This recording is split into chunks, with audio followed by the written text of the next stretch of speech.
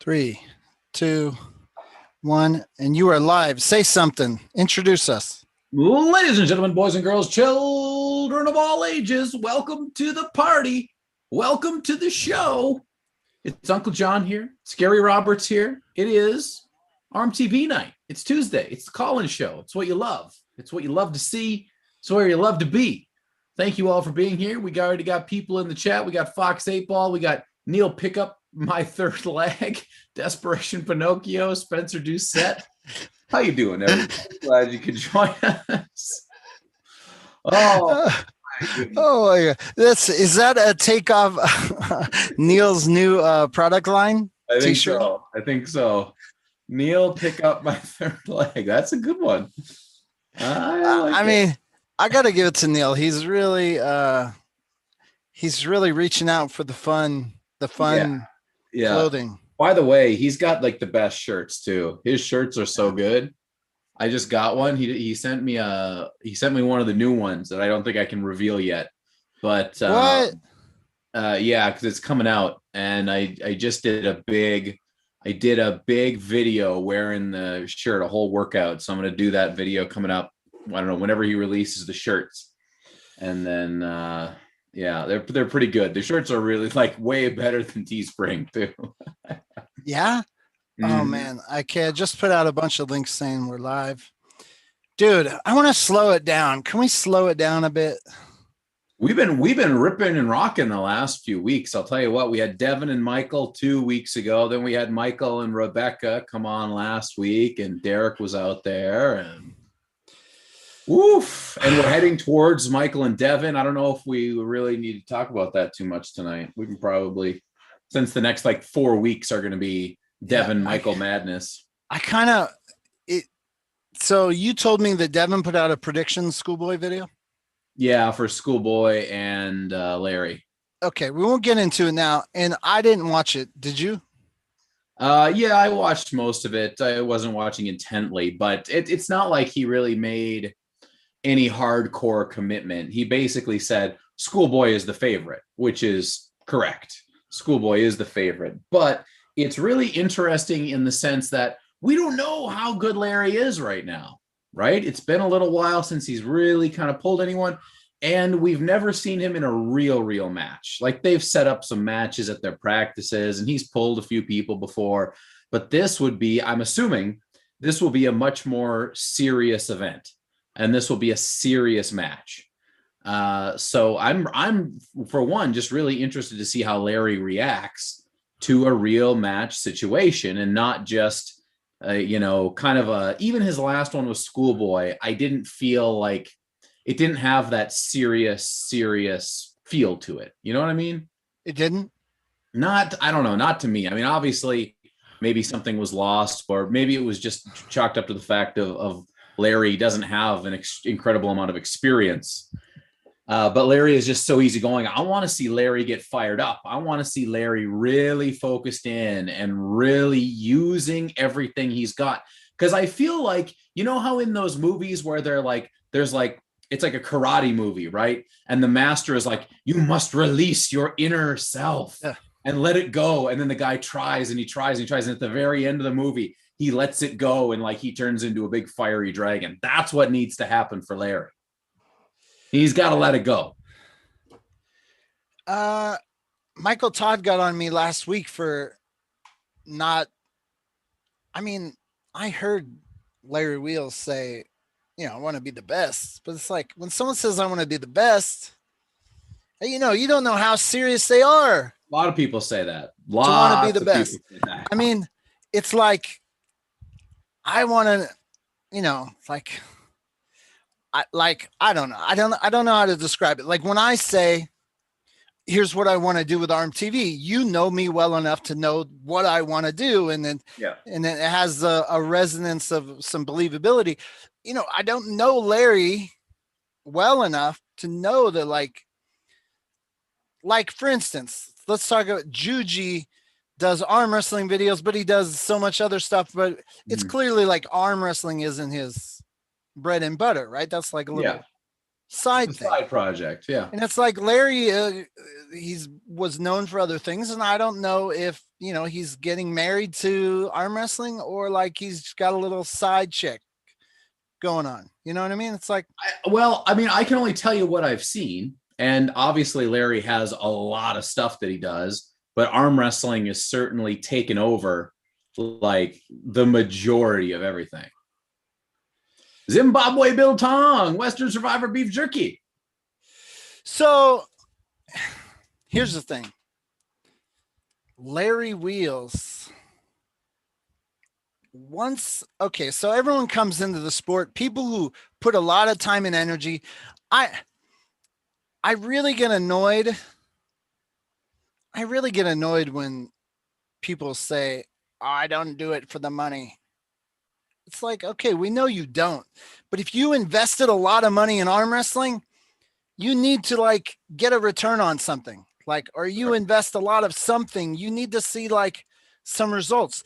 It's not like let's say you placed fourth in nationals for 10 years in a row. And then you're like, all right, this year I'm going to train 10 times harder than I've ever trained in my life. And you mathematically calculate it, and you literally trained 10 times harder. But then you went and you still placed fourth at nationals. You would be like, would you ever train 10 times harder again if it didn't get you any place? Or you'd be maybe let's say you got the third, then you're like, okay, maybe I'll just train 5 times harder. My point is like a promoter, when you put time and energy, you have all these beliefs and that you want a certain result. If the result doesn't happen, do you keep repeating it? And what I've seen in the history of arm wrestling is people come in and they dream big, they want big, and if it doesn't happen, do you still do it?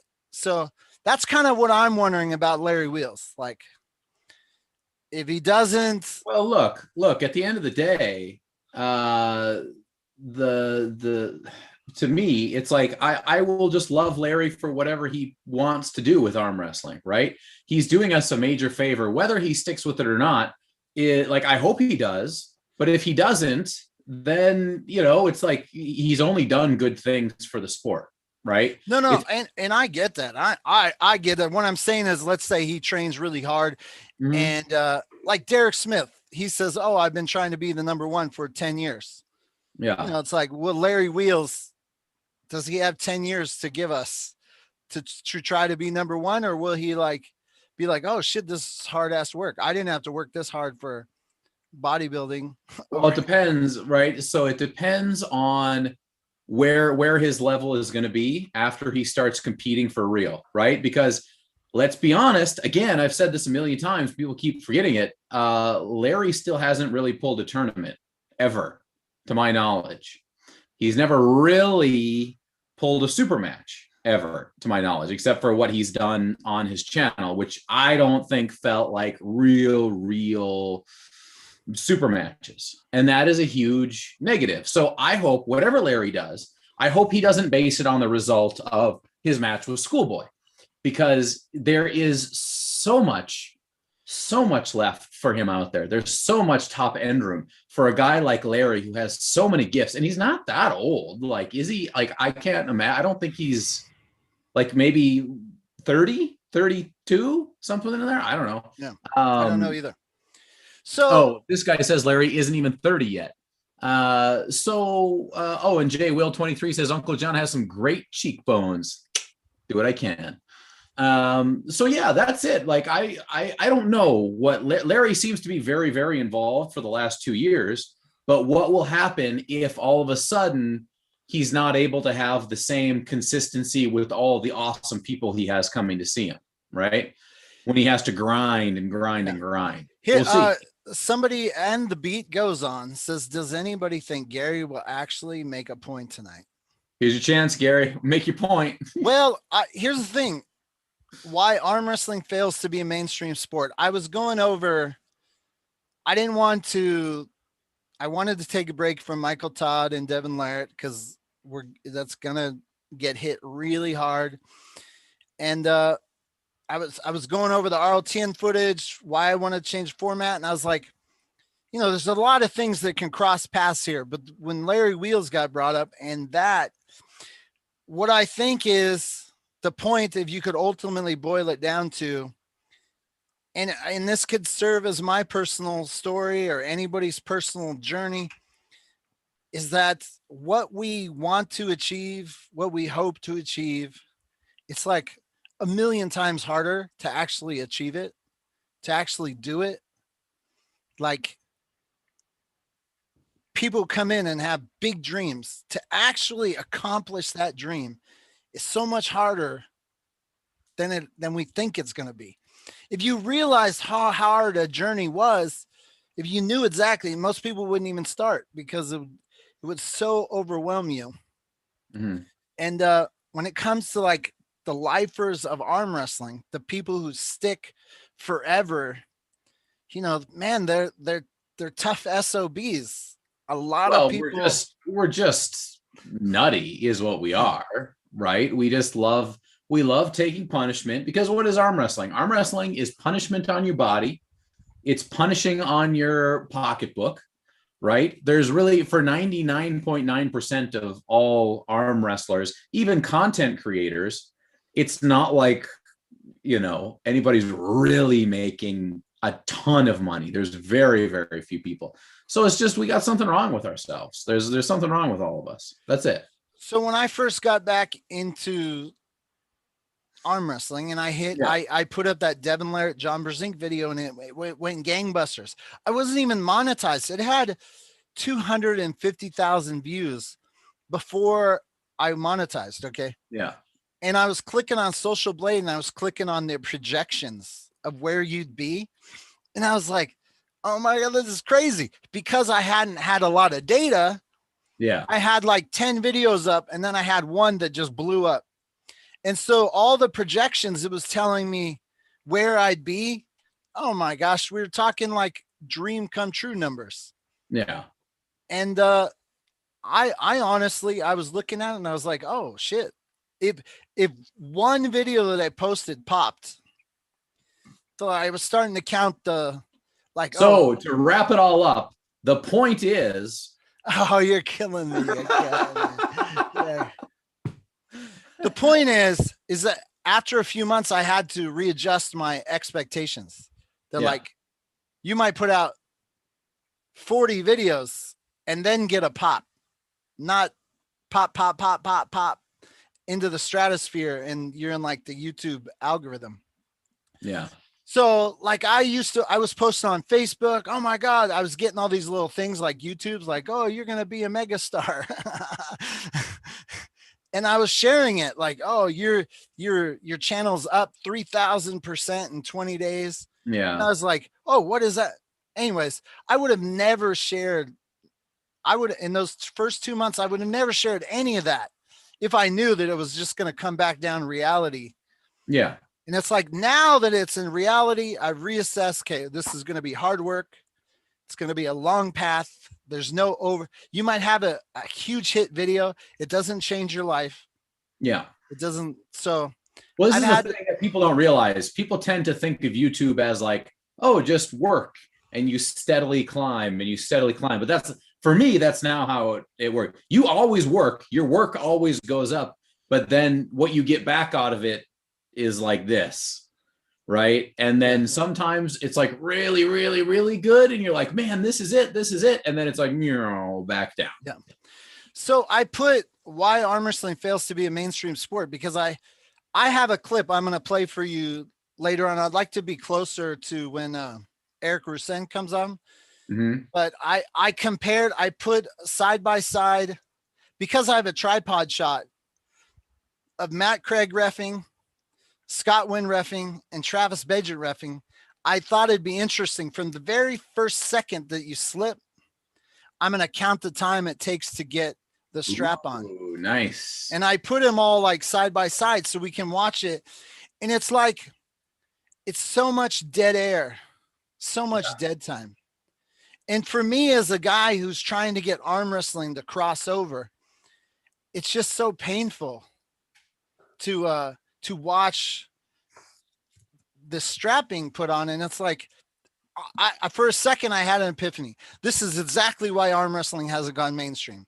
That's what I was thinking. When I watch the wall videos and they're putting on the straps, even I as a arm wrestler, I'm bored.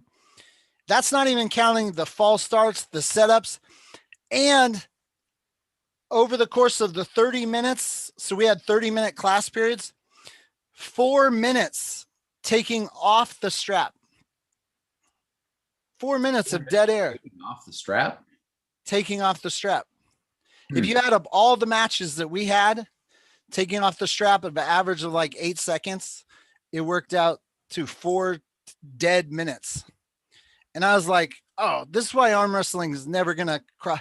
I want to science, pardon my French, science the shit out of arm wrestling, analyze the data to the point that no one ever has analyzed it before, to try to see if I can come up with something.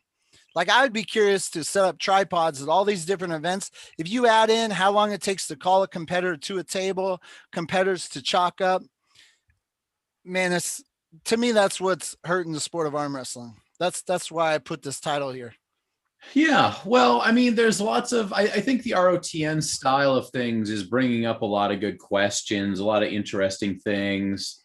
I really enjoy it. I did go and I did watch the one with Herman and Wayne Withers, and I was looking at the comments, and here's one of the things that confuses me is all of the people who are like, oh, that guy is trying to hurt that other guy, when it was Herman versus Wayne.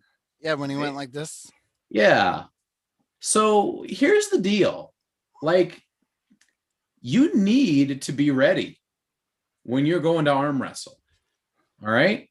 Herman is not just able to push Wayne like that. Wayne was pulling back, and Herman, just to prove a point that that's what was happening, was going to go and follow through that way. I didn't, when I watched it the first time, I had no thought of, oh boy, Herman is a real jerk.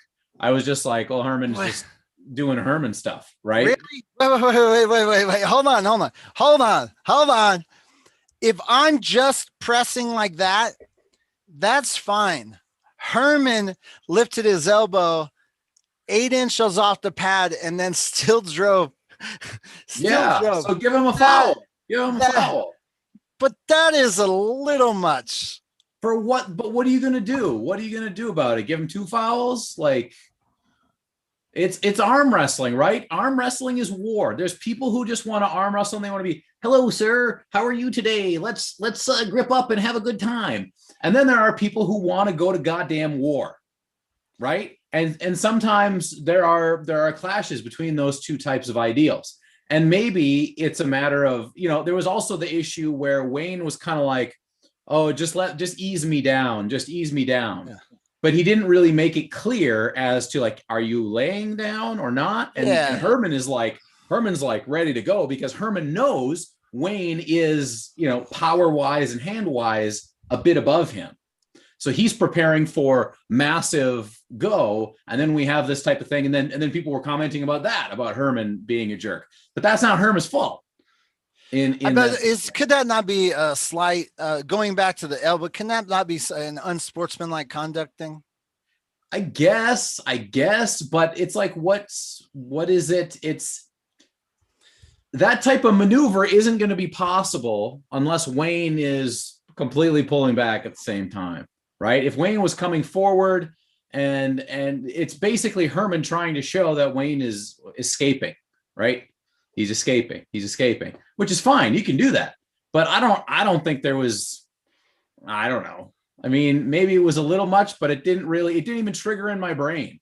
It didn't, like, look at Cobra Rhodes, like, look at any Cobra Rhodes match. Like, do you think Cobra Rhodes comes to a tournament and he's not ready to kill?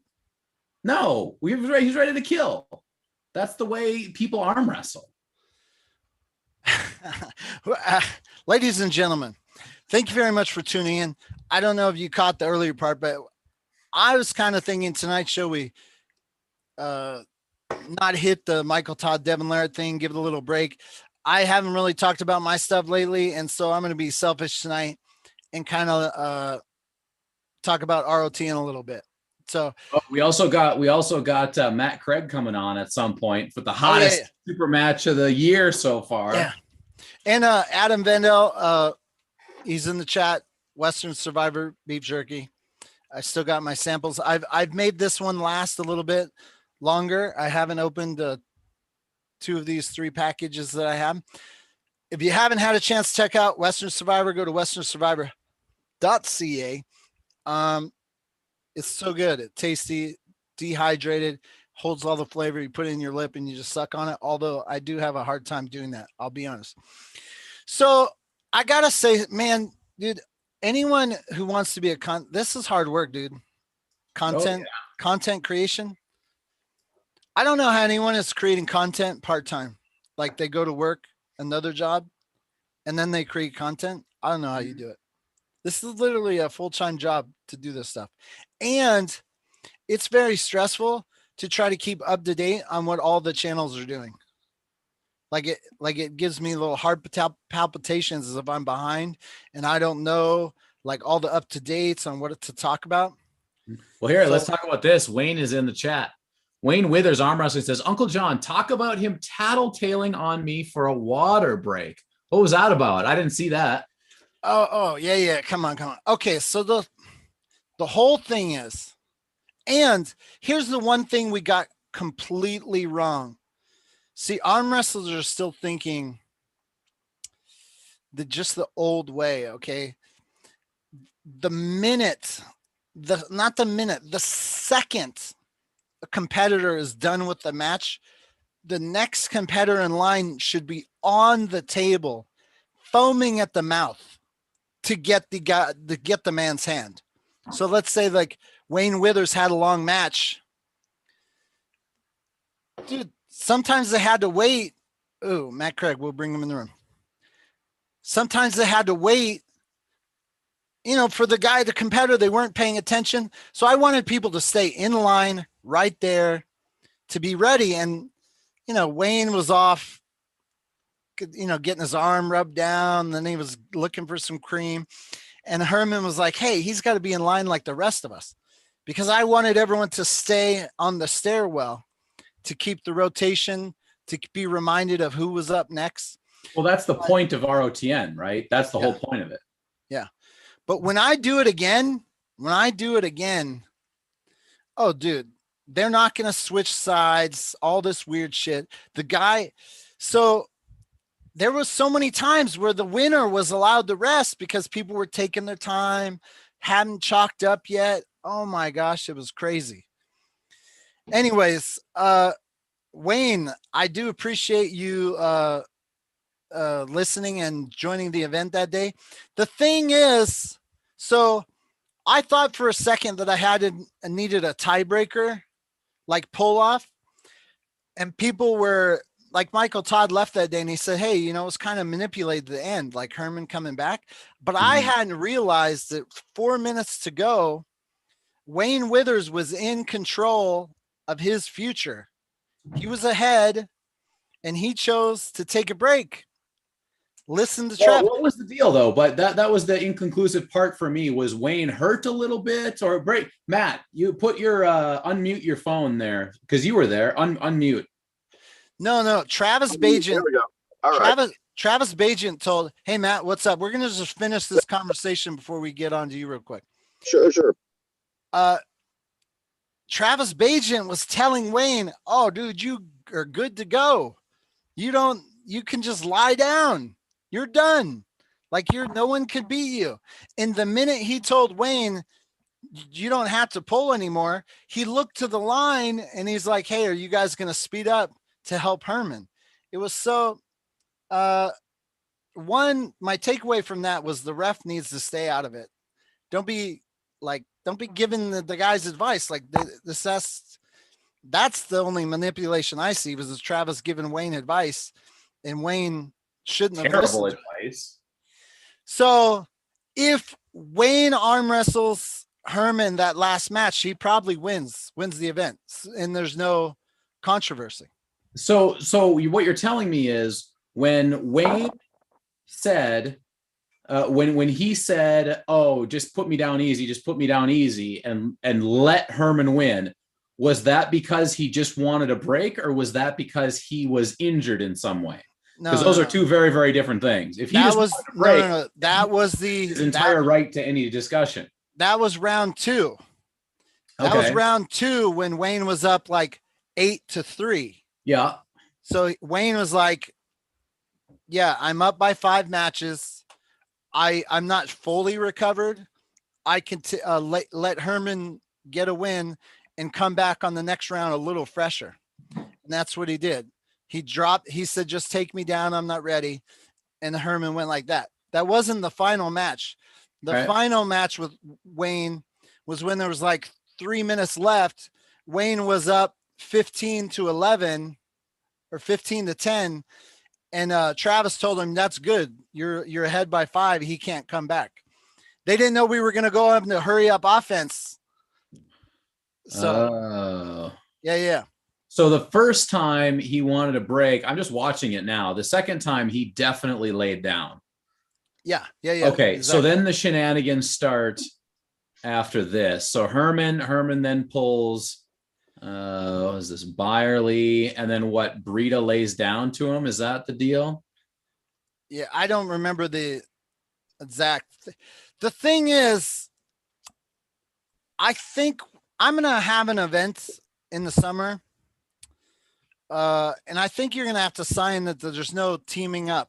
Like, it's got to be, mano y mano. No. So then what's the penalty?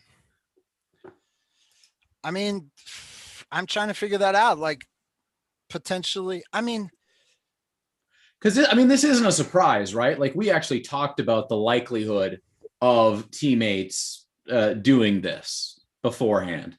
Now it's weak, in my opinion. But yeah, so I'm just watching Herman and Brita. Yeah, so Brita just lays down for Herman, and then Herman makes his big comeback. Yeah, so that's the thing. Like, Herman and Jonathan Brita were training partners. Yeah. And I don't know if they had did they have one real match at all? I think Brita always gave, like, he was just fine with letting Herman. And maybe that's something I can't control, but I'm not saying you're open to ideas anyways. Yeah. Hey, Church of Arm Wrestling, Jimmy G in the chat. Jimmy G, sorry I didn't get back to you. He wants to, I put out this Travis Bajan. I mean, not Travis. I put out this John Brzenk video from Unified Nationals. I had Ingen Terzi and Mike Celiaris and Todd Hutchings. Anyways, Jim is going to do a Jimmy G-ify it, do some like voiceover. Jimmy, I slowed down a little bit because we're not going to post that video until this one loses steam. It's hot. It's up to like 30,000 views in a couple days. So we're going to let that play out. And then when it's down, then we add the Jimmy version. So we have a little bit of time. Matt Craig. Yo. The most controversial arm wrestler in arm wrestling today. I don't know about that. No, I'm nobody. All I think I'm just a guy. All I think of when I watch you and Greg Gray going at it, and I was like, this is like, Barry Bourne and I were supposed to have a boxing match, and I was no problem. I was talking a little bit of trash, but I felt it was like trash in spirit. I didn't think it was like hateful. It felt fine, and it went south. So I wasn't even like real trash talk, and it totally goes south. And I see you guys have like real, this is real anger, and real. And so people are like, oh, is there going to be a real fight? And I was like, dude, I couldn't even get away with some fake trash talk and have an attempt at a real boxing match. You guys, like, are people really worried about you guys actually like street fighting before a match? Yes. Will you tell us right here, right now, is that something you would actually do? Would you throw a punch at this guy? Well, Yes, I would. See, here's the deal. All right. I'm old enough and in control enough of myself that I'm not just going to deck this dude over words. Okay. This was the actual threat that was made a few days ago via text. He said that while I was depleted at Gary Ray's house where we're weighing in, that the first thing he was going to do was come up and get in my face and call me a little bitch and everything else. And my reply to him was, Greg, if you do that, I'm going to cave your teeth in. Because I'm already going to be in kind of a pissed off mood, right? So, you know, and I'm going, Greg, I'll do this thing peacefully. If you're going to start trouble, then yeah, we're going to have trouble. But I mean, if he does it at the event, number one, no, we're not going to fight at the event. Because number one, we're there to arm wrestle. But number two, if we start throwing punches, there's going to be men that are larger than us that are going to immediately grab us and drag us apart. And then we're going to get kicked out of the venue, and neither one of us is going to get to arm wrestle. We both have $500 on the line. So then we're going to lose our money. And honestly, the whole thing going back, I've done a lot of shit that I wasn't proud of to make this thing happen to begin with. And now Greg has gone off the deep end because he's doing what everyone knows he's already doing, and it's given his mouth muscles. So I mean, you know, we're really adding fuel to the fire a couple days before, which is building it up great, but it's also making us look kind of, you know, stupid at the same time. So kind of where I'm at. Let's say some of the people watching aren't in on what's happening. Uncle John, give us a recap, a succinct recap, since I clearly can't be short. So I don't know the entire backstory. I've heard that this goes way far back, but the basics of it is you two guys have had beefs on multiple occasions in the past, both in reality, real life, and online. I did have Greg on the show, on my show a few weeks ago, and he was pretty short about it. He didn't really want to seem to get too deep into it, but like immediately after that, you guys started kind of taking off with the whole thing. And as we've gotten closer to this match, it just kind of gets more and more intense. So where did it start, Matt? Number one, it's not that far back. We're literally less than 9 months into this thing. Okay. So it started, Greg Gray gave the Texas Arm Wrestling rankings, which he was running, to Albert Ding. Albert Ding, in turn, gave it to the Texas Arm Wrestling League. We took it over. We changed some rules. We knew beforehand that Greg wasn't going to like that he was going to cause a problem, and we were right. So, you know, and the bad part is I actually agreed with pretty much everything Greg was saying. I wanted to keep it the same way it was, but our board of directors outvoted me. So, of course, I had to go with the majority. Greg immediately just came on, started slinging insults, you know, just started bashing Texas arm wrestling in general. Wasn't being reasonable about the whole thing. So I wasn't going, you know, a 50-year-old man, I'm not going to sit here and go, whoa, now calm down, Greg. No, I mean, my reply was go to hell, you know. And then so he said, here, take the stupid thing off. He said, I'm not trying to be the best in Texas. I'm trying to be the best in North America, which kind of made me giggle internally because he's never going to be the best in North America. And then wait, Greg Gray is not? Hell no. He's got a short little lever and a tiny little hand, dude. Wait, when you say the best ever, in his weight class or like in general? In his weight class, in anything. I don't give a shit. When he goes up, when he won Arnold's against a bunch of guys that try to top roll him. He's very good at stopping a top roll. He can get you into deep water. He's a good arm wrestler. Okay, hold on. Now, let's not be crazy. Uncle John, is he correct? Is Greg Gray not even close to being, I mean, is that correct? Well, I would say that Greg Gray has significant achievements in the sport. He has beaten some good people. I don't know his exact level at this time, just because we don't have data for pretty much the last little bit here. But I would say he's definitely not bad. What's he weigh? No, he's not bad. He's 176. So you're saying he's out at 132. Yeah, but you're saying he's can't be top 3 176. I mean, he's not top 3 won Arnold's. I mean, Arnold's is big, right? Yeah. I mean, you know, you can argue pending the year, but I'm just looking at armfighter.com. Greg Gray is currently 8th between 173 and 190. So that's the weight is not very beneficial to him there, but. So what is the likelihood really that you beat Greg Gray, Matt. Okay, wait, hold on. Can I say something? Yeah. I want to say something first before we get to actually arm wrestling. Here's the thing. If I'm supposed to be an adult, I told John I'd try to be drama free. If I were to give an adult recommendation, I would say, Matt, no matter what he says, no matter how much he gets close to your face, I was just being ridiculous in the venue. You were there, and I got beat up. I got beat up horribly, like for creating the scene, and Travis made me jot it, whatever. I would just recommend sticking it to the table, fuel it to the table. It's like, you're not going to win if you knocked him out. I mean, but Gary, what about the content? The content, Gary. Not worth it. Here's the deal. I do like content. I like content, and I was willing to have a boxing match. I didn't want to get in the fist to fist like, I hate you, let's hurt you. I didn't want to do that.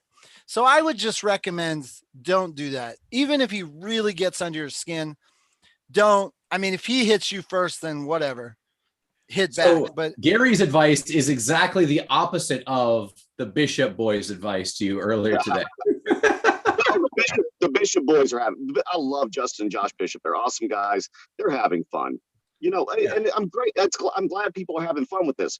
Greg's not having any fun. He's being butthurt. But, at the same, and going back to arm wrestling, he said some pretty nasty things about me too. This has been a two-sided thing. I'm not proud of a lot of things I said. I'm really not. But I was there to pick a fight at that time. I wanted to get him to the table, period. He refused to come. So I kept on till he stepped to the table. Now he's there, and he's still talking, which is great. But no, as far as whether I can beat him, dude, I'm going into that match. I'm going to be between 195 and 200 pounds of muscle. I'm making a big cut. Right now, I'm at 182.6 with 3 days left to weigh in. All I'm doing is maintenance right now, and I feel amazing. So he thinks I'm going to come in all sick and depleted and everything else. That's just not the case. I'm a master at cutting weight. I'm a master at putting him back on. And Greg and I have been arm wrestling for 8 years. It's not like we've never been on the table before. I know Greg's strengths. I know Greg's weaknesses. I know what his hand feels like. We've only pulled once in a tournament right-handed, and yes, he did beat me. Let me give you a little backstory on that tournament. This was a Travis Bagent NAL tournament that I was running personally. And in the middle of brackets, I had Travis coming up to me and changing things on the brackets while I'm running them. So I'm running up and trying to arm wrestle and going, okay, I don't care about arm wrestling anymore. Whatever, beat me. Okay, I'm back running brackets. The next round, he got smoked by Matt Pyle. So, I mean, bragging about that for 4 years really isn't bragging about much. Every other time I've been against him right-handed has been on a practice table. And I have sat there with my right hand, let him smash into my right hand. He got frustrated because he could not move me. And then he finally just gave up because his arm hurt. So to say that, that he's just going to smash me right-handed is inaccurate. And he's talking about, this is a tournament, this is a different scenario. What the fuck does he think I'm going to come in like a fucking practice dude? I'm going to come in diesel and angry. Okay, so, I have a question.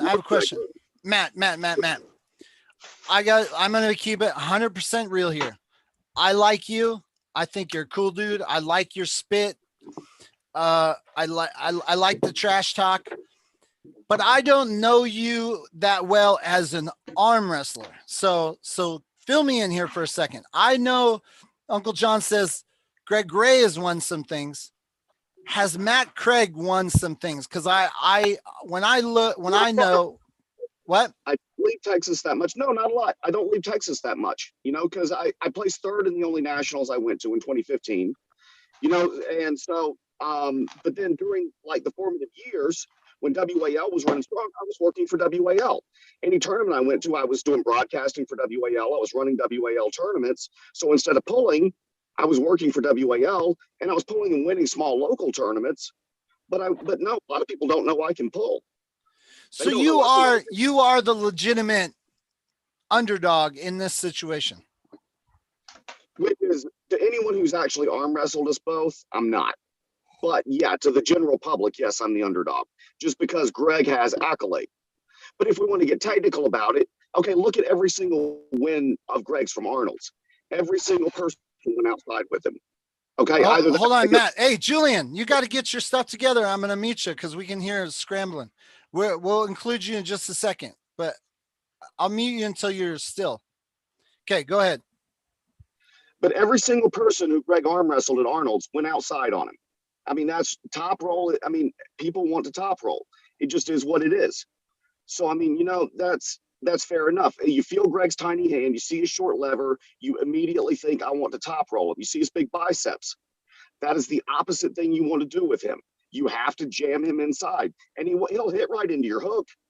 He doesn't have a choice. He has a tiny little lever. He will go inside with you, and then you just have to, and then he's actually not that damn strong.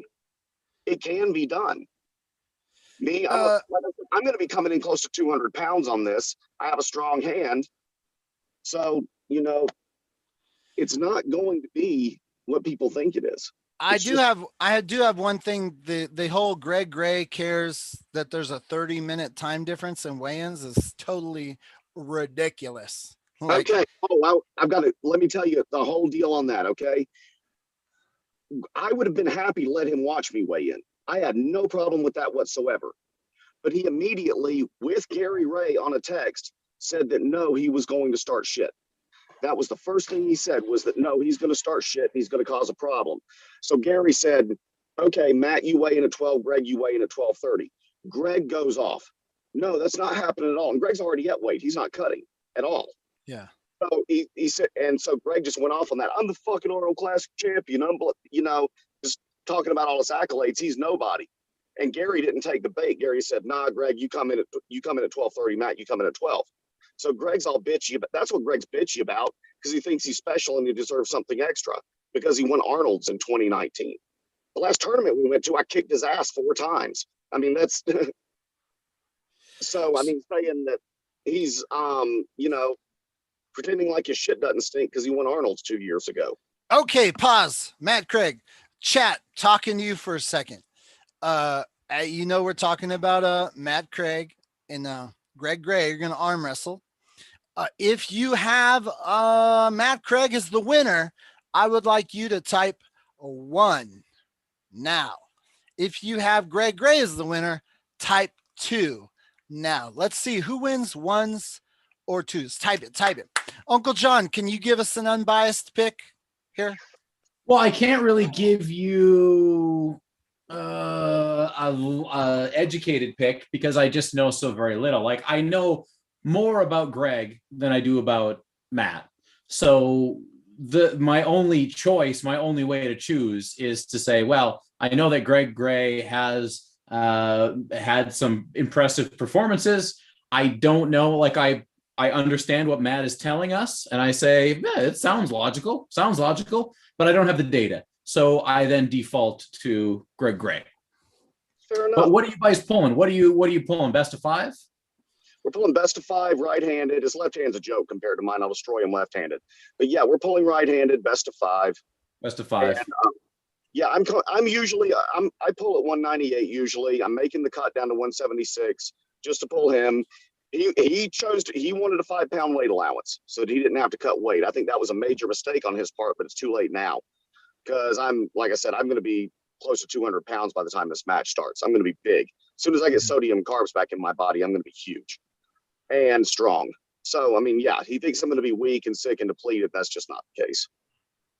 Joe Valentine with a super chat, first of the night, $10. Thank you so much, Joe Valentine. He says, "What is up?" And I cannot stress this enough, my pullers. We're doing well, Joe. We're doing well. Thank you for being here, sir.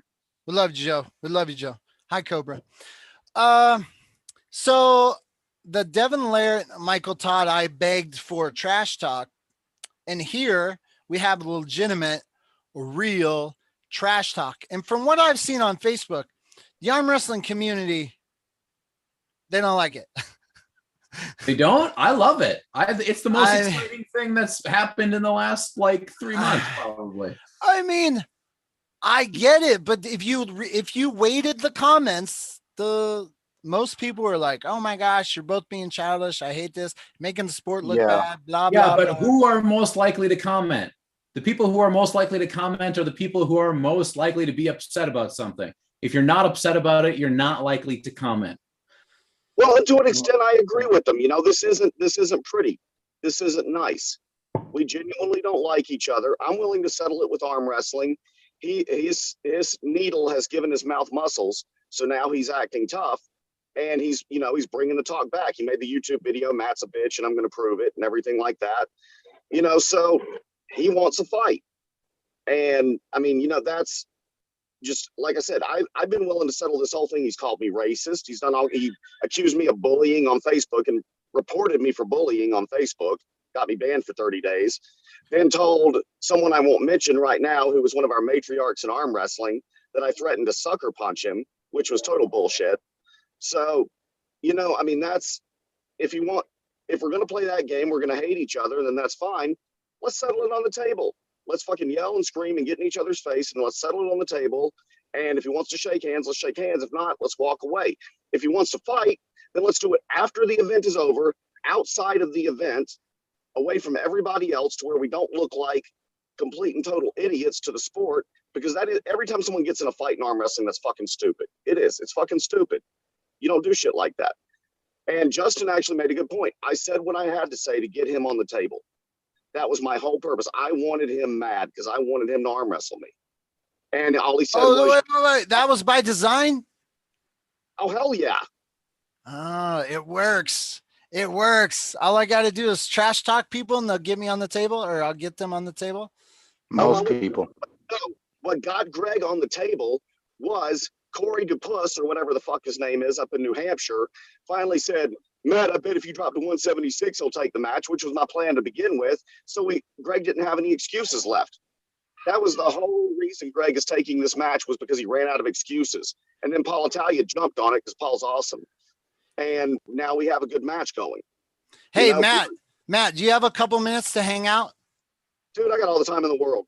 Okay, because Scott Wynn only has a few minutes, and I have a question for him. It would change the topic. Right before you do that, Joe Valentine with another $10 super chat says, I'll never say this again, but I love you too, Gary. Very nice. Daniel Urick, $5 super chat says, 75 likes till an epic shelf pick. Yes, we'll do a shelf pick at 100 likes. What's going on, Daniel? Good to see you, buddy. Julian, sorry we haven't spoken to you yet. Scott only has a few minutes, and I wanted to talk to him last week, but I didn't send him the link. Scott Wynn. What's up, bud? What's up, man? What's going on? You hear me? Hey, you were in Arizona this weekend, right? Still am. Oh, you are? How was the event? That was great, dude. There's good talent there. Really good. Did you ref too, or just arm wrestle? No, I just competed. That's awesome. Thanks for supporting those guys. Hey, I have a question.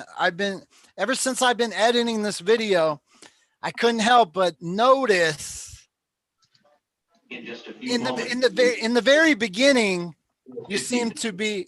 You're at gate day 30. Whose audio? Whose audio is that? It's clear. It's probably the airport that they're announcing something. Oh, I gotcha. So you didn't seem like, and no disrespect, I'm totally cool, because the format we ran isn't for everybody. I mean, some people may like it. I'm not, I just wanted to do something different, but I could help but notice you didn't seem thrilled about marathon arm wrestling. I want to know your opinions of the event that you watched and refed. No hard feelings. You can be as honest as pie. Absolutely. I mean, after watching it and stuff, I think you did a great job with filming it and editing it. It was fun to watch.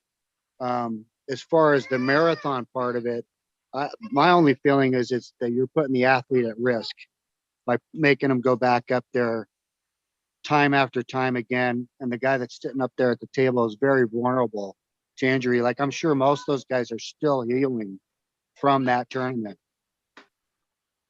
Yeah, but that's their choice.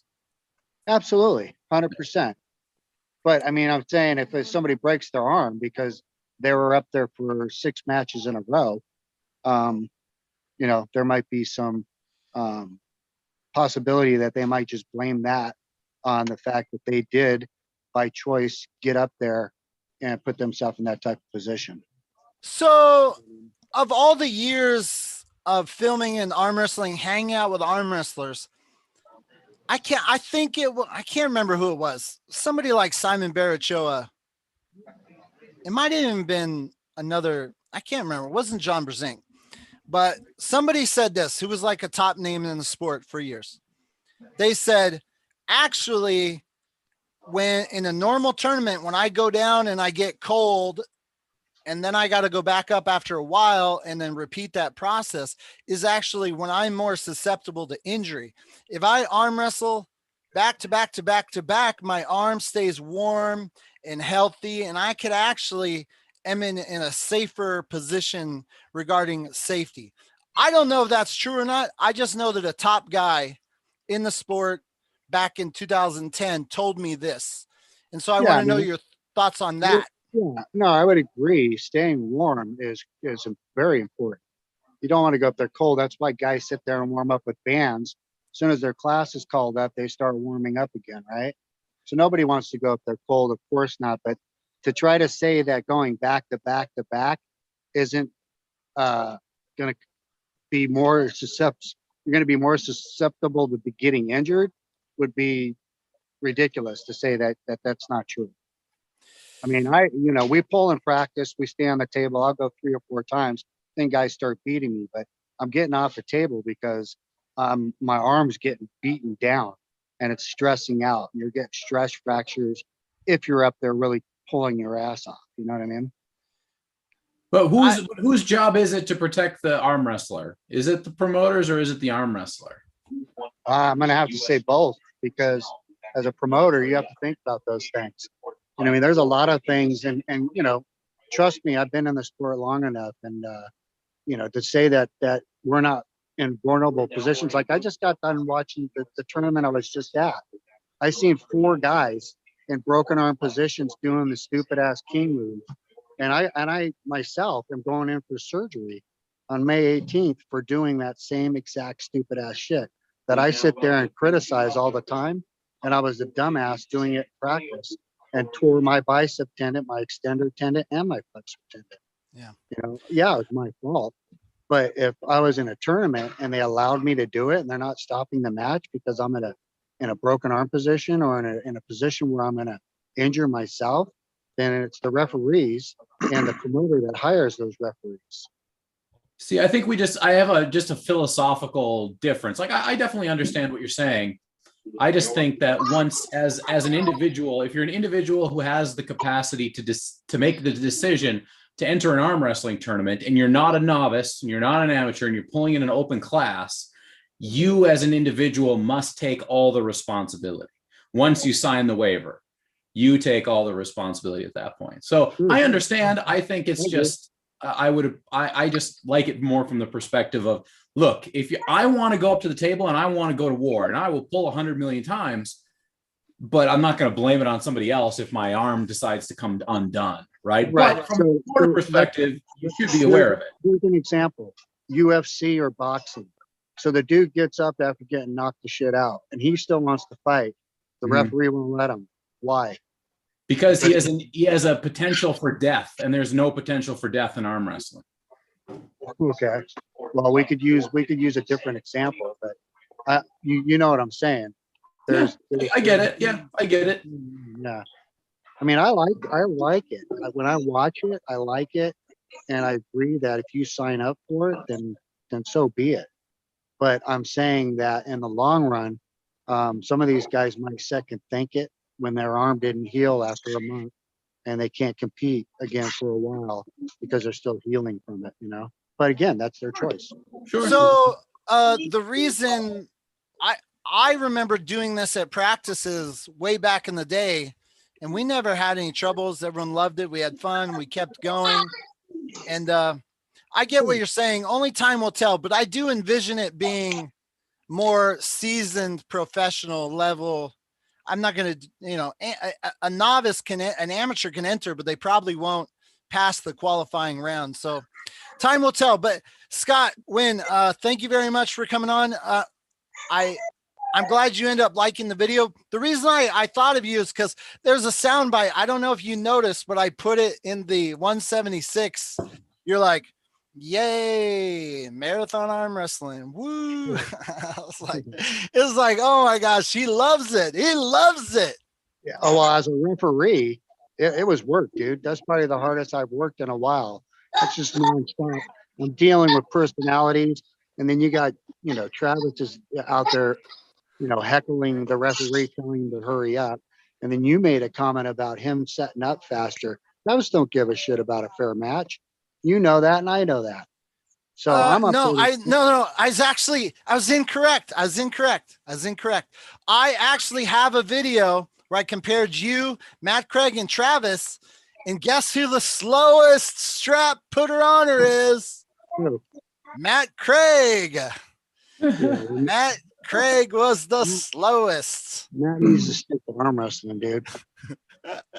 Anyways, hey, Scott, you're welcome to hang out, but I got to talk to some other guys on here. We just got Julian and Jamie Sheldon. Like to get some comments from them, but you're welcome to stay. Hey, Jamie. Hey, Julian. Tell Jamie I say congrats. Yo. Julian, before we go to Jamie, who do you got? Oh, Scott Wynn. Who do you got, Greg Gray or Matt Craig? I'm going to have to go with Greg. Julian? Matt Craig. You got Matt Craig? Ooh, Jamie? Yeah. Can you hear My me? dude. I want to talk to you because I've noticed you've been one of the very vocal people online about anti-fighting, anti-boxing. And so I wanted to get your comments from that point of view. What do you think when you see Matt Craig and Greg Gray threatening to, beat each other up at weigh-ins and this and that? Well, let me clarify that. I'm not anti-fighting or anti-boxing, but I will say, hold on, Pumpkin. I would never get in between what two men have to hash out together, right? So yeah. If two guys have an issue with each other, they're going to handle it however they're going to handle it. That's none of my business. But in the sport of arm wrestling, is it really needed to get to that point? Like what if you're going to fight somebody, right? If you guys have that much of an issue, handle it. Grown men, handle it, right? But bringing it to an arm wrestling event,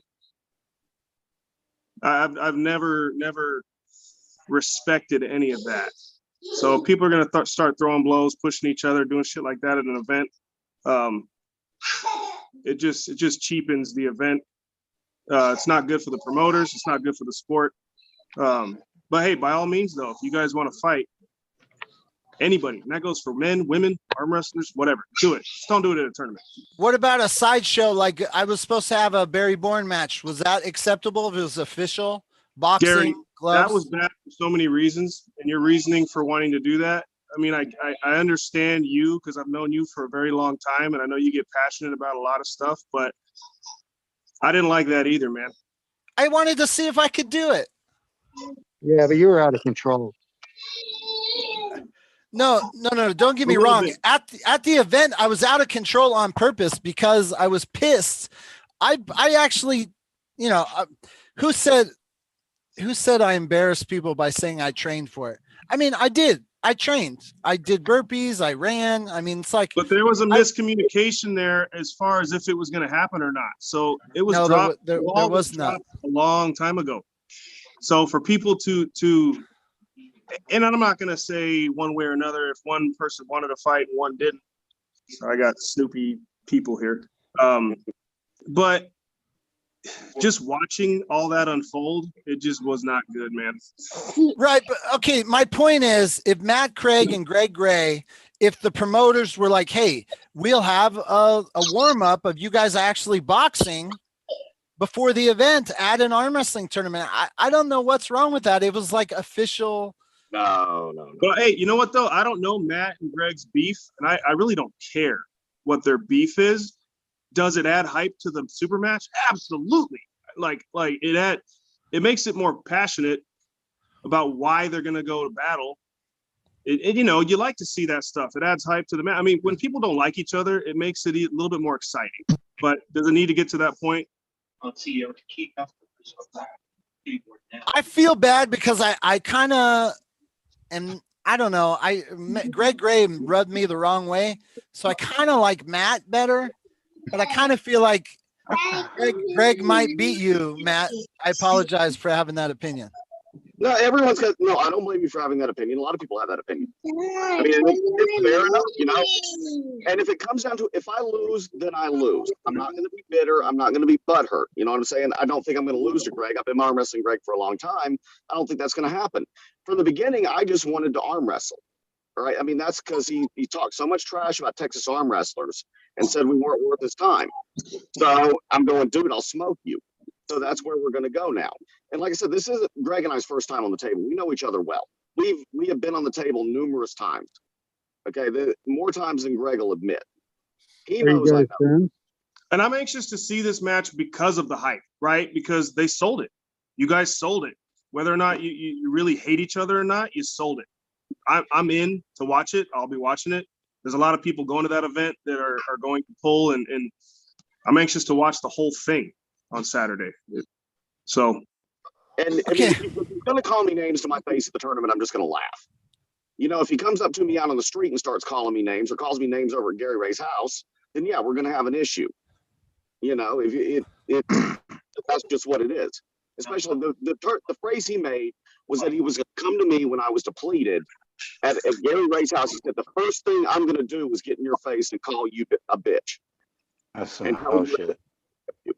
Okay, hey guys, I don't want to change the subject, but I invited Eric Roussin on this show also to talk about some. I want to play a video for you guys since Matt and Scott are here. I want to get your guys' thoughts on this video, and Jamie, you can chime in too. Are you guys ready? Yeah. Okay, do you see a black screen? Yep. Okay. It's ARMTV. Okay, watch this. I'm trying to figure out how to make arm wrestling a presentable to non-arm wrestlers. How do I get non-arm wrestlers to watch arm wrestling? And I made a video of Travis Bajan, Matt Craig, and Scott Wynn putting on straps. It's 9 matches. It's a total of, it's a 7-minute video. That's boring as shit. So listen, this is like downtime. So when it disappears, that's when they cinch down on the strap. And so Matt Craig, 49 seconds. Shit to him. Probably because we're sitting there talking. 49 seconds. Well, here's another thing you got to remember is that not all strap setups are created equal, right? So it really does have a lot to do with who you're setting up, how if they're cooperating with you or not. I mean, it's hard to tell from these videos, but there are extenuating circumstances. Right. My point is even if you're doesn't matter necessarily if you're slow or fast. It's dead time for the spectator. Like if I was watching the Wall live broadcast and they don't edit out. So I put up a video of Todd Hutchings, arm wrestling, Dave Randall, and his comment was, "Oh, I forgot how concise your editing is. Like that's really clean. Like you actually like tighten it up." And I think I put in the title, what's keeping arm wrestling from going mainstream?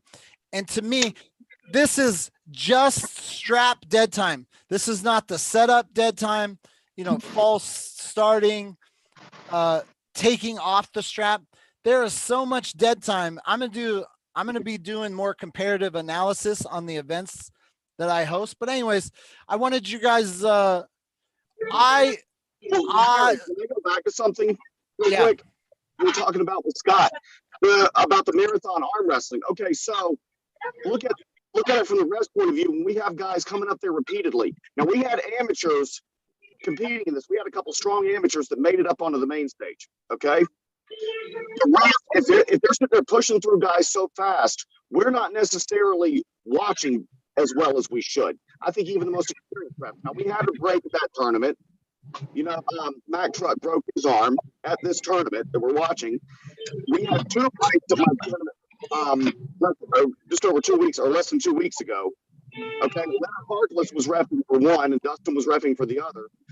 But, I mean, there have been so many, it seems like injuries are on an uptick with all the new guys coming in. Do we want to start rushing through matches to where refs might not be paying close enough attention to stop arm breaks like they should? So, okay, here's the deal. Right now, Gary, your local tournaments like this, they're not going to bring fans to the sport. No, right? Because of reasons like that. So that's why the big shows have to have that all that back filler and all that other stuff to cut to while you're doing shit like that, putting on a strap. Because you're right, nobody wants to watch that. Not even arm wrestlers. We get bored. So how is an average person going to want to stay? Tournament arm wrestling isn't going to do it like that. You've got to have big production. You got to have something to. So okay, distract people. Okay, check it out. Eric Rosen, are you here? I am. Okay. So now we're getting. So I posted, I want to get rid of the strap, and Jody Williams said, "Why don't you just turn into a power hook?" And I wanted, Eric, power hook tournaments. There was tournaments where they slipped, they put them in a power hook. There was no strap. Power lock. Power lock. Yep. And what time frame was this? This was big in the 80s. It started in the early 80s, went to the late 80s. It's possible that one or two organizations kept going into the early 90s, but it's mostly an 80s phenomenon for two of the major organizations that had their finals on TV. So, there was exposure on TV. Have you watched the video? We're now 5 minutes in on there's no matches. We're just applying a strap. And if I wanted to, let's say, give away a bunch of money, I wanted to promote just to an arm wrestling crowd, a non-arm wrestling crowd, would the arm wrestling community turn against me if I said I'm hosting a tournament and there's no straps? Yeah, I think you're going to lose some pullers. I mean, you'll get both feedback. You're going to lose some pullers for sure, because that's a game changer for a lot of guys. So you should just try making a rule that if you intentionally slip, you disqualified yourself from that match, and that's what they used to do when you let go on purpose. Wait. Say that again. Wait. You're disqualified from that match? Correct. Whenever you let go or purposely lifted your elbow or let go on purpose, you disqualified yourself from that match and you lost. Do you think at this point in time that we can still discern, with the way slips happen now, they're so fast a lot of the time? Do you think we can tell all the time, like who? I think that 50% of the time for sure. I think 80% of the time for sure. So the ones you can't, strap them up. Yeah, Uncle John says that he could slip on purpose and you can't tell. He's got it down that good. Yeah, not when Uncle John does it every time. But what is the criteria, right? We have to be able to write down some criteria. It can't just be referee discretion because of the levels of understanding and knowledge between referees. So how do we write the rule that actually says, okay, if puller A does this, or this, it qualifies as intentional? Well, then you're going to trade grip up time for strap application time to now. Right. If you implement that, there's going to be people bitching at the refs because they're like, then there's just going to be a bunch of arguments. Yeah. Right. Well, you can always look at replay and run the next match, look at the replay. And if it's discretionable, run them again. It's not that big a deal. It just shouldn't be that you go up to the table, you grip up, and everybody lets go on purpose. Say you want the strap. The thing that really drives me nuts is when you fight for this whole getting the grip, and then you say ready, go, and both competitors just go. And it's like, what? And that's a big change. That's a big change from the 80s. The bailing, intentional bailing, is a phenomenon of the last 10 to 20 years. I mean, especially the last 5-10 years. In the 80s, there were some people who slipped on purpose, but it was the minority. Now there are a lot of people, you know, Devin's whole philosophy is never, don't hold on. So if everyone's adopting that philosophy, there's going to be a lot of slips. In the 80s, you know, in the old days, people held on. So it would be very hard to correct this at this point. I don't like it. I want to correct it.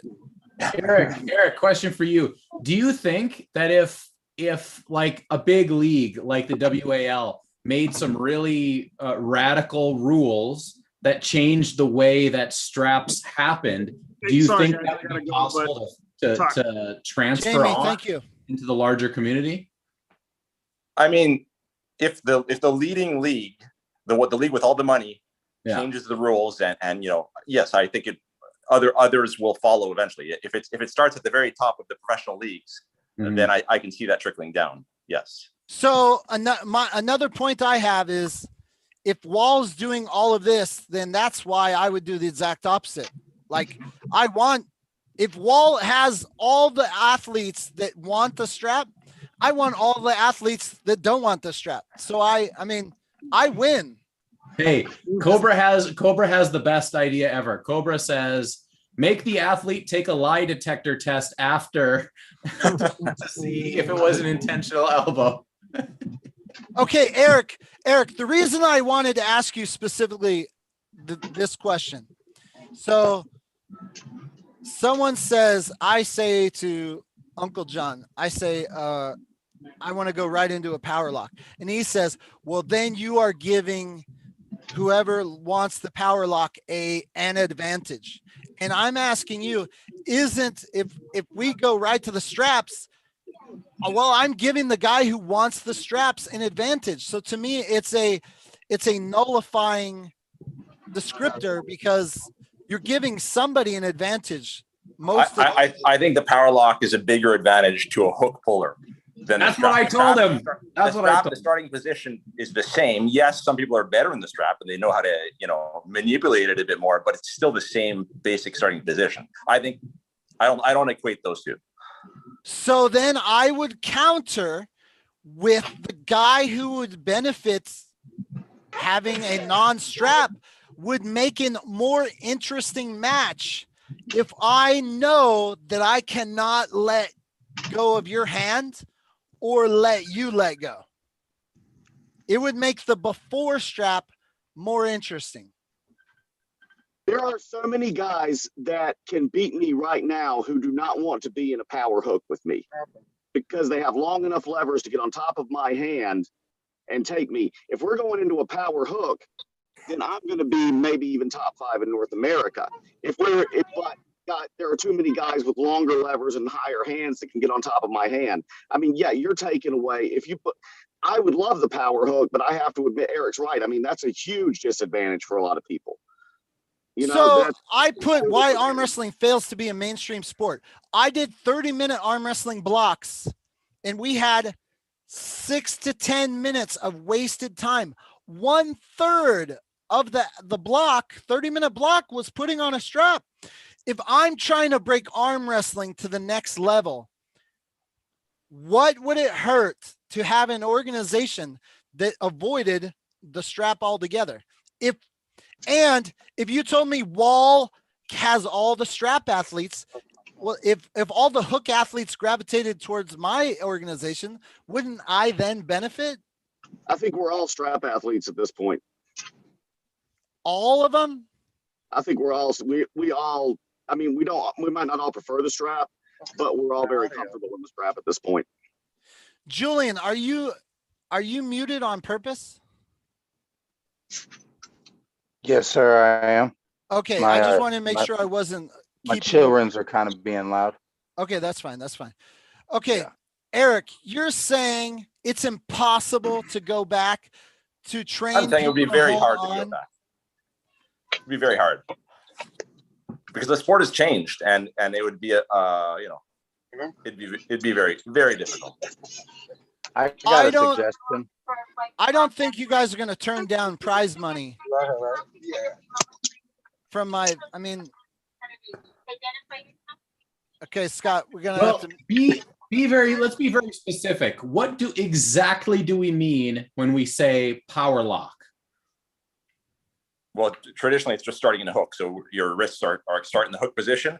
And usually in those contests, you aren't even able to peel out. If you peel out and you slip, you lose the match. So yeah. Okay. So I don't think it's a terrible idea. It would be interesting to just say, look, here's the rules of the tournament, guys. This is what we're going to try. Let's see how it goes. And if, like, for me, it totally disadvantages me because I'm outside, but I'm still going to do it. Right. So it would be interesting to try at the very least.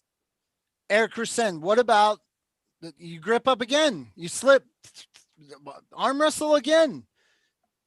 No straps. You hold on. Are you saying it's impossible? I arm wrestled my buddies in 6th grade, never had a strap.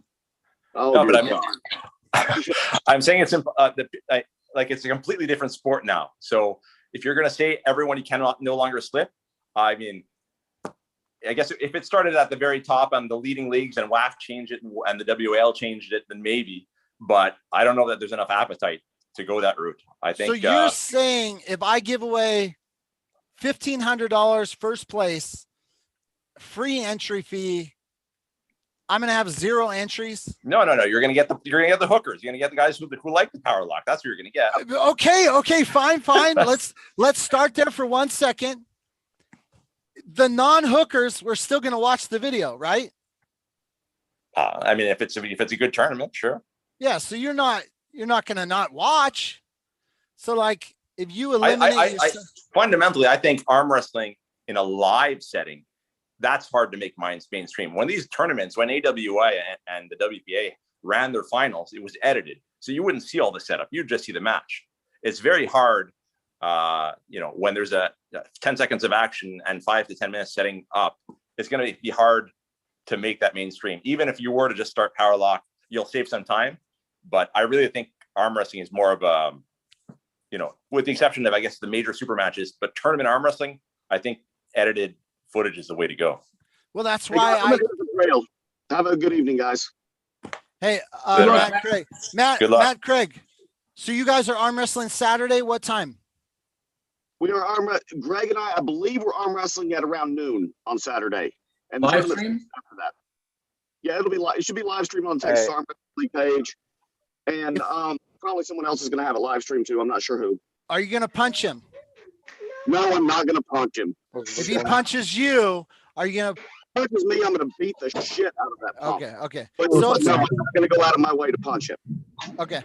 Hold on, Matt. Before you get off, I want you to see it in live.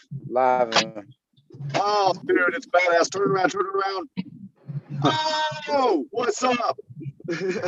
I love it. That is a custom-made jersey that I made for him because I make shirts and jerseys and anything else that's custom. Nice. That is awesome. I can't wait for that thing, buddy. Have a good one, guys. Yeah, I'll see you Saturday. Goodbye. Eric, what happened to the organization that started you in a power hook lock? Both of them faded away. AWI, that was the organization that ran the pro football tournaments and the pro baseball tournaments as well. And I don't know if it's sponsorship eventually, but the promoter passed away a few years ago, so he was already old in the 70s and 80s. So it wasn't the format, it wasn't the power lock that killed them. I don't think so. And I think since the power lock has disappeared, I don't know why it disappeared, but since it has disappeared, the sport has changed. So it's I don't know. I would see it very hard to go back to events starting like that. I'm going to continue to experiment because I don't like the wasted time. I mean, it kills me. It just kills me. But it will be. Go ahead, Eric. It will be faster. You just won't get the full crowd of pullers. You'll get some. Would I get good matches? Would I get good content? And would my mom watch a clip longer? Yeah. I mean, there's potential for good matches. I don't have the answer to that though. Okay. Oh, well, one more question. If you were in a power, so when you're starting straight, there's a lot of fight over you know, where the fingers are, blah, blah, blah. If you did start, would the start actually be quicker? Because it was in those tournaments. It definitely was. I don't know. I think people would still jockey for their position in the hook today, even more than they did so back then. But I think it would be a bit faster. And Neil Pickup laughed at me for mentioning the glove idea. Did it again. So what if I gave every competitor a glove that was fingerless and then had like a Velcro material. And so when your hands went together, you were stuck whether I think people are going to mess around with that. They're not going to like that. I mean, people are going to be, if they don't like their initial grip, they'll try to ungrip and grip again. So, you know, you can try it, but I don't have high hopes for that idea. Eric, hey, thanks for coming on. I'm done with the questioning. You're welcome. All right. I don't know what your plans are, but I appreciate Take it easy, guys. Thanks, Eric. Thanks, Eric. Uncle John. Yeah. Joe Mama, my favorite fan. Here's the thing. Joe, I'm editing arm wrestling. If you watch my clips, I'm editing it in a way that I want it to feel live. I want it to flow. I want the story to be succinct. Oh, guy A wins and he doesn't disappear. And then you meet new people. Like if guy A wins and stays there, then you're like, oh, why is he staying there? Oh, he keeps going. And you're like, you want to find out how long he's going to stay there. And I want to suck you in as a viewer. And the strap, no matter what, Julian, you were there. You were helping me film. Looks good, by the way. Yeah, we did all right. But it's like Eric was saying, live is a little, the arm wrestlers will suffer through it, but I can't help but watch the wall and I'm like dying at the straps. The trash talking between the arm a couple wrestlers suggestions. Okay, what's your suggestions? I got a couple. And this, I mean, it's only going to take up a little bit more time, but not much probably, but like ring girls or cheerleaders or something, you know, to sway the eyes another direction. Like a tale is old its time. Shake the booty. It will work.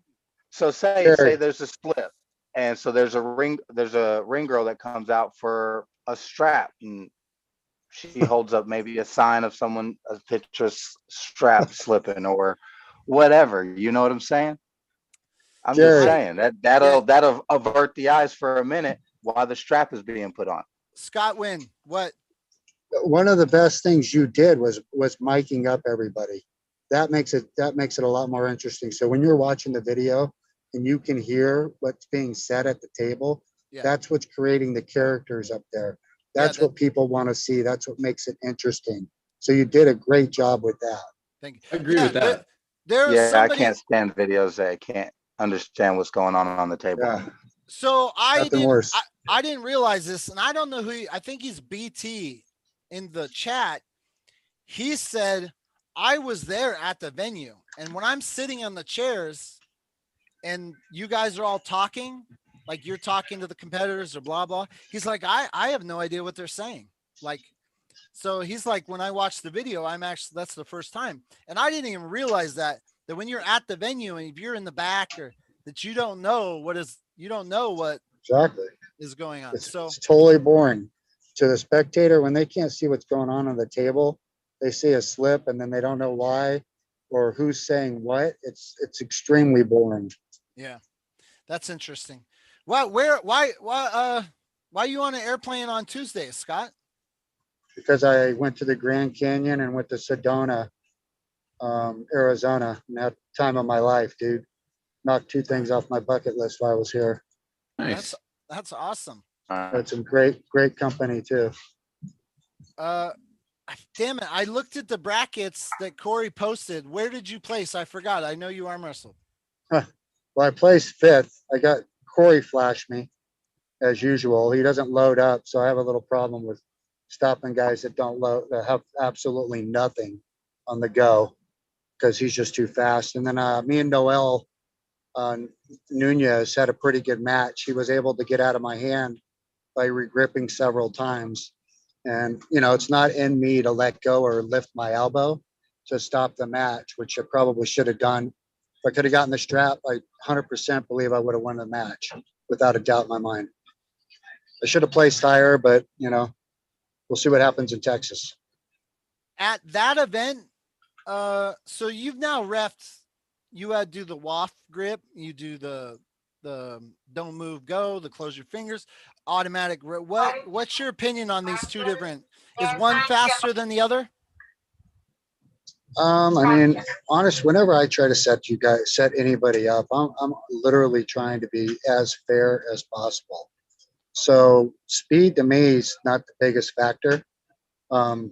So either way, ready, go, don't move, go. So that's fine. I obviously want fair grips. What's the fastest way to get a fair grip? Is there one?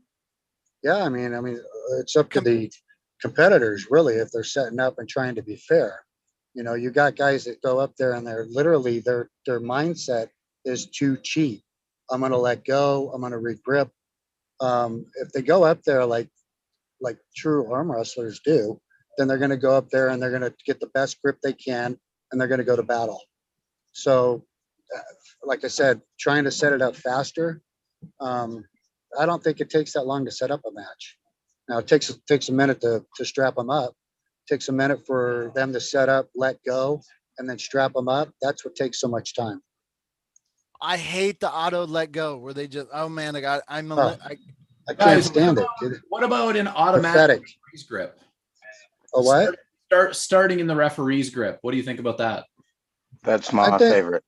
Yeah, I think that's cool too. You know, I've always liked to grip up myself, but the thing about the referee's grip is unless they both get the grip at the same time, then one guy's truly got an advantage. If you close your hand first, yeah, if you close your hand first, you squeeze. Sometimes it's hard to close your hand. So, and some guys like to be close second, but they're not trying to hold on. Those are the guys that are just closing their hands, hitting as hard as they can without holding on. Yeah. I do kind of like here's the thing. On the ROTN format, the idea is I want to try to limit. One thing I know I want to eliminate is matches ending on fouls. Like, I kind of like the idea, like, we're going to have this match and we're going to do everything we can to get it off. I hate when someone like moves into ref grips and loses. Like, well, I'm a big fan of the running foul, because if I beat you and you elbow fouled, I don't care. Like I had to arm wrestle twice in the last couple of tournaments, and I won the match. And then they called an elbow foul, and they got to go again, and then I ended up having to go again. So I had an extra match, and both of them ended up being wars and pretty much destroyed me for the rest of the tournament. And that's the other thing. Personally, I don't like it when they run it down to the final four. Run every class. Run all the divisions. There's no reason not to. They're not saving any time. Yeah. So why run it down to the final four and have guys that are wore out go right back to the table that wouldn't lose normally? Okay. All right, I got to go. Okay. Thank you very much. So, to finish what he's stating, is he saying that he wants you to run the class from start to finish and no break for the final four? Yeah, I think that's what he was saying in the end, was he just wants to go all the way through because he doesn't want that big break in between. Yeah, like for instance, 2 weekends ago at the one tournament that I just pulled at, that I got first place, left hand undefeated, by the way. Yeah. Congratulations. They did. Thank you. They did our class all the way up to the finals, and then they did like a couple matches of the next class, and then we got to go. When I was on a tear. I was in my mojo, and then I had to stop and wait for my final match, like 2 or 3 matches after or something like that. And I just wish they would just run a whole class left hand, run that same class right hand, then the next class left hand, right hand, next class left hand, right hand, instead of just running all the classes right hand, all the classes left hand. It seems like it takes longer that way. We were there 7-8 hours. I went to an amateur event this weekend and I filmed the whole thing, and I was reminded how I can't do this forever. How I can't film every class. Like I'm doing one weight class events, man. Jonathan, Santiago Maciel with a $20 super chat. No message, but thank you so much, Santiago. Santiago, you're a beast. Thank you very much. Hey, sign up for ARMTV's Patreon. Santiago's a member. Why don't you guys come over and help us? Sign up. Jonathan, I want to have an event. I want to have an event in Chicago area where I'm going to do, I like the double elimination down to the top 8. I don't know why. I guess I'm copying Igor, the top 8 for the ROTN format. Well, it's a good formula. Yeah. The double elimination to get to the top 8. What do I got to do to get you to my event in like July, maybe July or August? Who, me? No, Jonathan. You're welcome to come, but I want to get Jonathan out of Canada. Oh, you're talking to me. Yeah. I want you to come on down, jump in my. Dude, not only can I not come to the United States right now, I cannot leave my immediate municipality right now. We are so far backwards that we are completely shut down. Anything that's deemed non-essential is closed completely right now. I don't get it. I seen a video of Walmart in Canada of everything being like you can only buy, like you can't go in there and buy a bicycle if you wanted to. Yeah, they will like tape off rows like aisles. Yeah. So that's real. Yeah, wow. It's very, very real. It's very real. Canada is tripping. Like I don't care to get into the politics of it, but it is very restricted right now. What about in June or July? Another month or two? Dude, I thought that I would be free and clear by now, but we were just almost wide open for the last month. And then in the last 4 days, we had exponential cases. We went like 10 cases, 40 cases, 90 cases a day. And so they're shutting it all down. They're like, that's it. It's done. Shut it down. What? Crazy. For me to go to the United States and back, I could do it, but it would cost me approximately $5,000 by the time it's all said and done. And you better not test positive when you come back, because then if you test positive, it's going to be even more. It's going to be even more. Then you got to go to one of them government facilities, right? Well, you go to a government facility either way, a government approved hotel either way when you come back from the United States for 3 days minimum. Not worth John Rocks. What up, Cobra?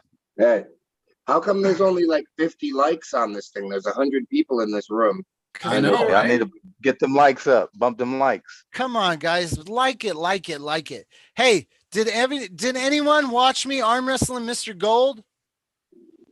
Mr. Gold? You didn't watch it? I don't even know what you're talking about. When did you? Oh my God! What kind of fan are you, bro? Gary, did you upload the video? Gary, I've seen a lot of you arm wrestle. It's kind of the same thing every time. Whoa! It's heartbreaking. It's heartbreaking. Daniel Urich with a $5 super chat. Why is assassination of other people's arms all over the world not essential? This is the question of my life. I've got arms to be arm wrestling, and I do feel that is essential. Dude, I'm sorry. I'm a self promote here. We're watching it. If you guys haven't seen it, yeah, put it on. The golden tendon, is that what you're talking about? Hold on. Oh, Daniel Urich, keep doing those PR lifts with the chainsaws, man. It's awesome. Good stuff, right? It's good stuff. He was very close to taking two in a row. He won the last one. He's damn close to winning this one too. Dude, okay, stand by. Nobody talk. Do you see my screen? Yeah. Yes, sir. I can't believe you guys haven't watched this. Do you see a house? Yep. Oh my God. Come on. 20. Can you hear it? He even got the shirt. He's got everything. Loud Can you as guys hell. hear it? That's amazing. There you go. He's all gold all the time. Dude, I asked him. He said he lives like this. I believe it. There's When was nothing this? but gold. How long ago was this? Saturday night, man. What? Yeah, while you're in lockdown, while you can't leave your house, I'm You're out. arm wrestling Mr. Freaking Gold. You bet the Man, I thought I had a great day. Harry, I'm like, We need to go. We need to let it go. You do it, on you. Danielle, you want some of this? You want some of Gary. this? You want some? motherfucking gold. You heard me? Yeah. Oh, man. You know you want some of this, Cobra. Get on that table. Gary, I'm impressed.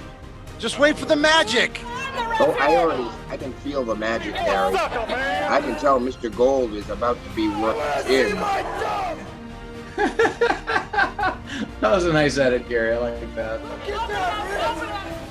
Yeah, Bruce. You do Bruce laughing. Didn't no bird turd in his mouth.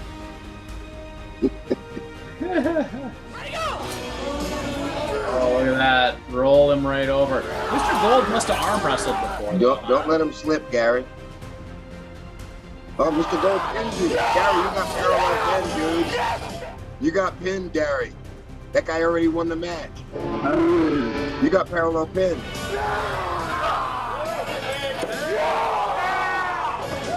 Dude, you lost seconds before that. He parallel pinned you. You're Rewind smoking. You're smoking. There was no parallel. You got pinned, Gary. You're a loser. What are you? Where's there a parallel? Oh yeah, he hit you. You got pinned. And your elbow was off the bat. No, that is before that. There's no parallel, bro. Gary, he beat you. Oh, hold on. I'm not fucking with an arm is wrestler. Cobra? Gary ain't even an arm wrestler. It's great. Cobra is trolling me. Yeah, There's no baby. Oh I my got you. God, that shit is clean as can be, dude. No, Clean. he just pinned you. He pinned you. You got parallel pin, Gary. You suck. Oh my God, dude, look at that. Complete control. Mr. Gold pinned you, dude. Dude, and you know what he said? Mr. Gold pinned you. Okay, here's the deal. Do you know? Oh, damn, I feel bad. Okay, so this was an amateur only event. Kyle Thunder Nelson is just, trying to promote amateur arm wrestling. Mr. Gold is in the audience. I say, Mr. Motherfucking Gold. I said, Mr. Gold, how come you're not arm wrestling? And he says, because this is an amateur only event. So he plants into my brain that he's like a pro. So we finished the left hand and we're out of break. And he goes, hey, Gary, can we arm wrestle? Can we do some after pulling? I said, well, let's go right now. No, wait a minute, Gary. Don't lie to the people. No, bro. We got over 100 people in this room, and you're going to say, Mr. Gold, what came out of Mr. Gold's mouth was, can we do some after pulling? Yeah. He said, can we after pull? And I was like, let's go right now. And bullshit. I thought he was going to beat me. And I was like, once I feel the blood, once I smell blood, then I was like, I just turned it on. And he's like, he came up to me after, he's like, how did you beat me? Like, how'd you do that? I'm like, dude, I don't know. Sometimes I can just win. You should have been sometimes. Like, Mr. Gold. You know, Mr. Gold, sometimes, You say this, you say, Mr. Gold, this is how I beat you. Yeah. It seems to be that you are a terrible arm wrestler. Mr. Motherfucking Well, Gold. here's the thing is that I was in the right hand heavies and I went 2 and out after that. But guess what, Uncle John? What? I won my first ever left-handed match in the event. What was the class? Amateur or open? Don't be dumb. Amateurs. It was an amateur only tournament. Oh, right. The point is I've never won a left-handed match in my life. Good. That's great progress, man. Yeah, never won a left-handed match. Julian beat me left hand. We got two more. Hey now. This left hand ain't nothing to fuck with, bro. Hello, Julian. How are you? How are you, Julian? It's been a while. I'm doing good, Cobra. All right. Doing good. Good. I don't have my glasses on. Was that you flexing down there? Yeah, that was me flexing. I was flexing the Cobra though. The Cobra. Yeah, well, no. That's copyrighted. Hey, Julian. I'll give you $20. Julian, if you're gonna keep showing up in our shows on Tuesday night, you're gonna have to get yourself a light. Yeah, well, I usually the main room I usually am in is my room that's got a better light, but my kids and my cousin and her kids came down, and it's a big family night tonight. So sounds like a personal problem to me. We do have some more super chats. Daniel Yurg with $5 says, "You got it." LOL. Repulsive Gravity with $9.99 says, "Have you ever tried to sneak over the border, Uncle John?" No, I have not. I've gone over the border several times, and they're always very mean and very serious. So no. Uncle John, you got to tell those people the minute the borders open up that we're hooking up. So all these bums that are trying to get you, tell them they can kiss booty. First of all, Julian, this is the light. Ring light. That's the light. $35, Walmart, man. You can't beat it. I'll probably get one cheaper on Amazon. Yeah, well, either way, they're very affordable. No, Thank you very much for your super chats, guys. Hey, Clerks 93, Julian versus Uncle John left-handed. I will put down $10,000 on that match right now. I will put $10,000 down on Uncle John. Listen, I will promote that match, and I'll throw up a 50 stack. There you go, dude. I weigh right now. I weigh like 159. So you fall to 75. I'll come down to 75 at all. Yeah, tell your people come up with 25 stacks. I'll come up with Uncle John's 50 stacks. Yesterday. Uncle John, how long you been arm wrestling again? Long enough. Long while. Couple years, you know. He started about 4 months ago. Yeah. I've seen video footage that was older than that. Ladies and gentlemen, I have to hijack this conversation because it is my show. Before this show closes tonight, we have 98 people in the show, 97 people watching. I need 96 witnesses for what I'm about to tell Uncle John. Okay. I've already told Uncle John this, but he refuses to listen, or he's just a big pussy. Okay. You are what you eat, Gary. Uncle John, I have the answer to Uncle John exploding his channel overnight to mainstream people, the non-arm wrestling community. Everyone out, the other 7 billion people on the planet. We're talking instant viral, instant celebrity. Mm-hmm. Uncle John. Should be now. Listen, here's what Uncle John needs to do, okay? Uncle John needs to turn his camera on, face it to me, and he starts something like this. My name's Jonathan Thompson. I'm an arm wrestler, and I'm fiending to arm wrestle, but because of this COVID, my country has shut me down, and I'm not able to visit my arm wrestling friends, and I'm forced to sneak out of my country or Providence or whatever. So then there's a video of him like crawling through the bushes over the border, trying to sneak into the USA. Okay, listen, immigration, people sneaking into the United States is big money, man. Oh my God. Put Matt Craig on again. No. Cobra, gonna have to mute you. You got to listen to the full story. So part one is him sneaking out of the country, crawling into an arm wrestling tournament, whatever.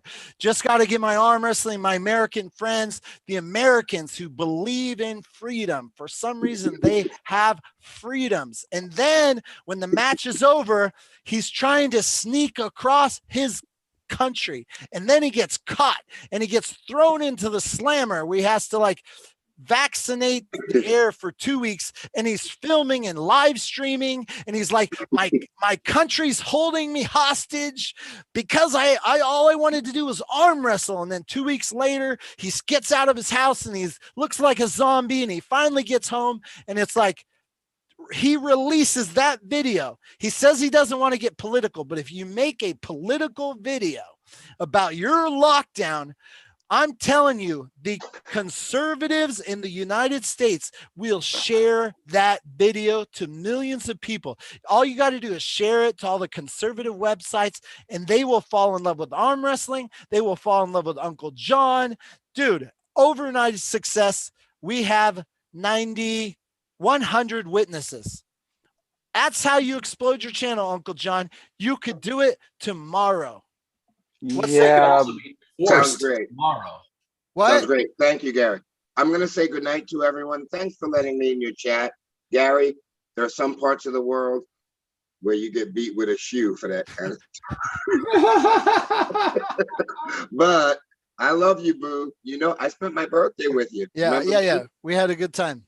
Don't, Thanks for coming on. Me. Don't blow. No, don't blow. No, what? Man, I'll show up. Dude, all right. Good night, you know everyone. I got your back. See you, Cobra. Good night, Uncle John. What's up, brother? John. What, Uncle John, you know, it's like one of the greatest days of my life, right? I told you earlier. I know. I'm excited to hear about it. And he said, Mister. Roger Cunningham, $5 super chat. Sounds like a lot of work for 3,500 views. Rocks. Uncle John rocks, y'all. Like and subscribe. Thank you. Good night. No, that video right there, once the conservative, because the conservative people here, they use anything to push their agenda. So if there's a Canadian guy who's arm wrestling, he's talking about being held prisoner, they will share it to all their I'm telling American Canadian. He's American first. Don't forget.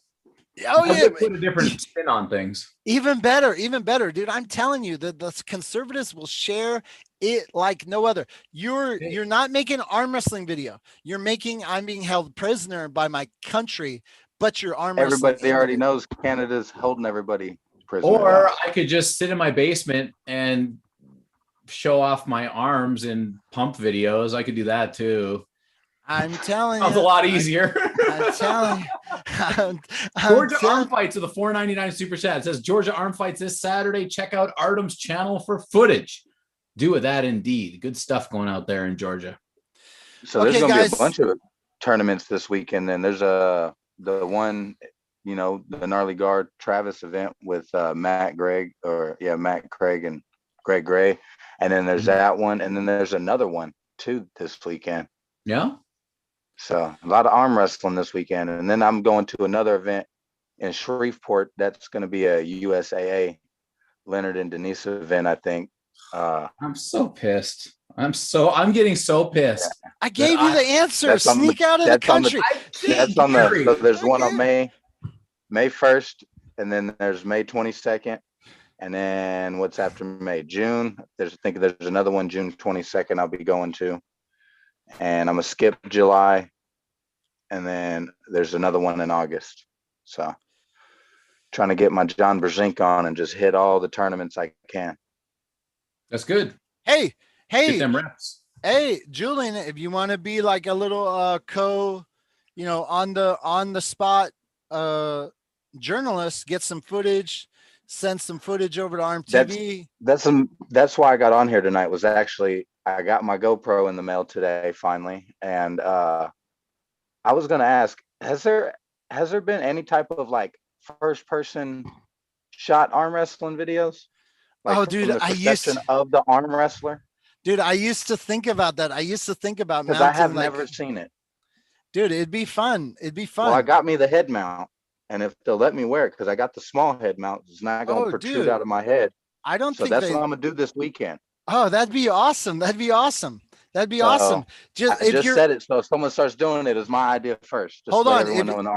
Just know that if you're winning a match and you were really going to do that, slow down for a second and get the shot nice and steady. Say a couple trash.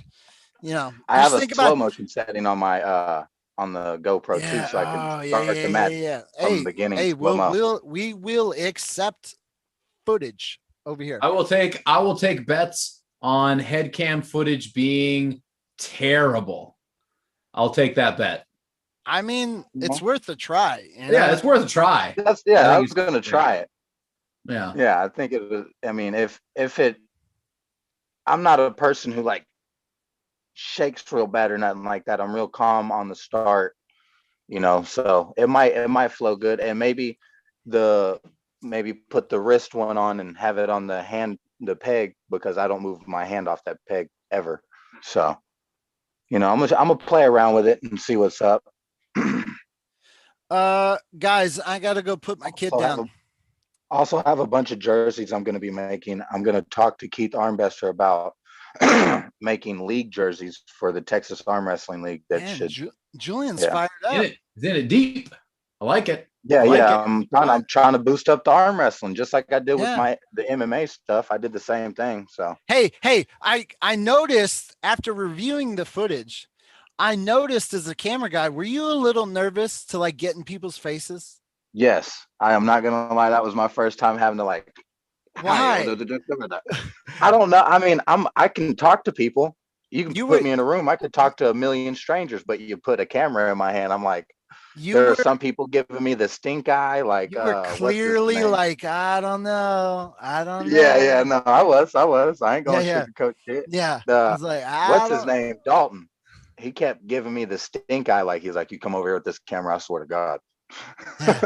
No. So I kept getting that vibe from a couple people, so I was kind of standoffish. Yeah. If you're gonna work for ARMTV, you gotta get up in that bitch. Get up in. Oh, I know now. Next time. Get up in that. Next time when I help you out, I got you. Uncle John, before we go, give us a closeout of what you're working on. What's going on with you?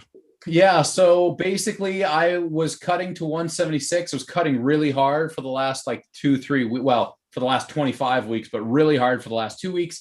Then COVID picked up. Everything got canceled. Now provincials are now postponed until June.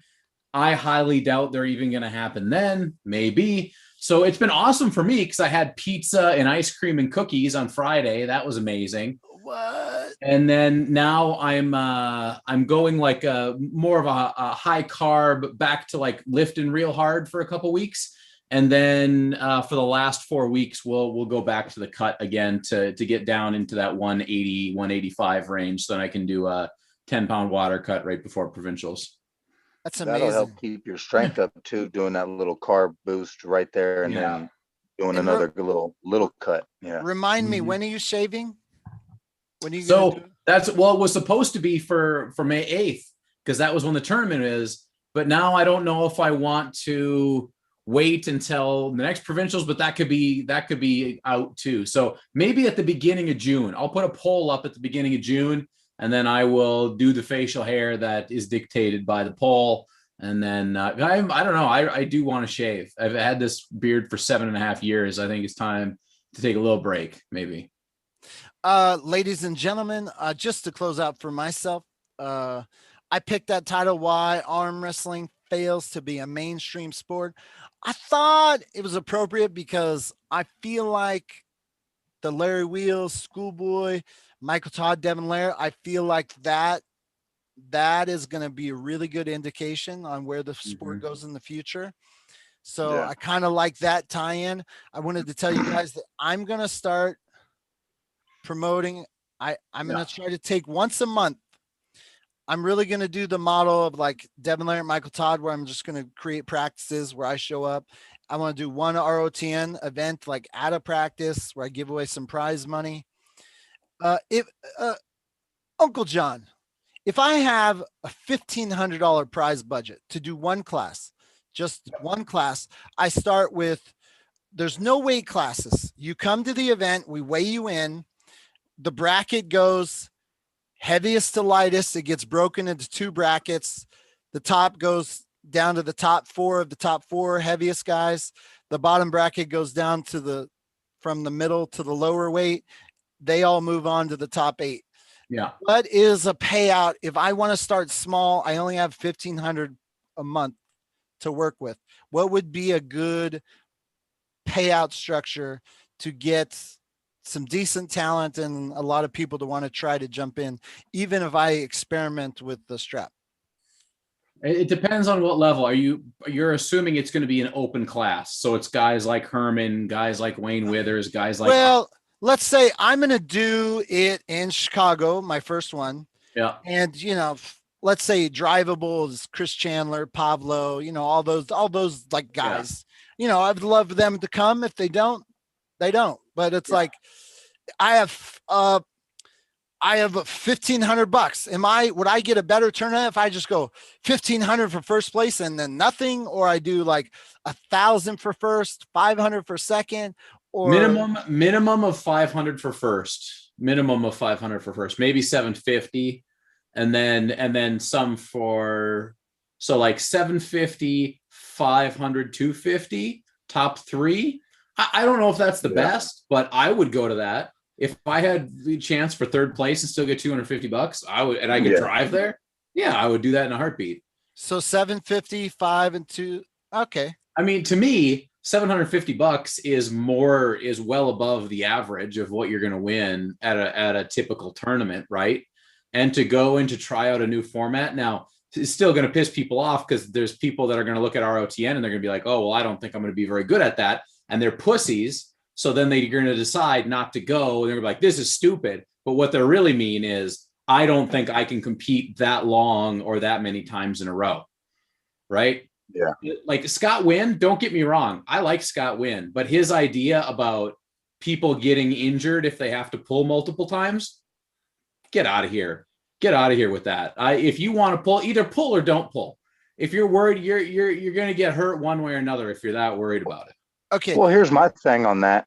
If you're super gassed and you're blown out, you're not going to have the strength to try to turn away and get in that bad position. You're going to just lose that match. And if you've been arm wrestling in a while, you're not going to lose like this. You're going to lose with your arm in the center of you. Okay. Listen, I got to just say something. This Jax Topfer, he says, no weight classes, but weigh you in. Why bother? Just random draw. I need arm wrestlers to pay attention to something very carefully. Okay. I want you to think of me less as a promoter and more as, I want to create what I don't know if I'm there yet, but I want to create a TV show on YouTube without the budget for now. So like, I'm coming to arm wrestlers and I'm saying, like, I love movies. Let's pick movie studios. I'm coming to, let's say, you know, every once in a while you hear Keanu Reeves can make $20 million a movie, but every once in a while he falls in love with the director and he's got this crazy idea where it's a low budget and Keanu agrees to work for free because they think it can win an Oscar, or, you know, they gain some sort of credibility from it. So I'm a director. I'm asking arm wrestlers to come participate in my low budget indie that I hope is going to take off on YouTube. So I want to be very singularly focused. So right now, everyone, even Armor, they just watch the heavyweights. So I want to have a mix in my top 8 from heavy to light, ROTN format, speed it up, try to make it more friendly to the casual sports going fan. So when you come to the event, I want you to think of it less as an event and more like I'm casting for a TV show.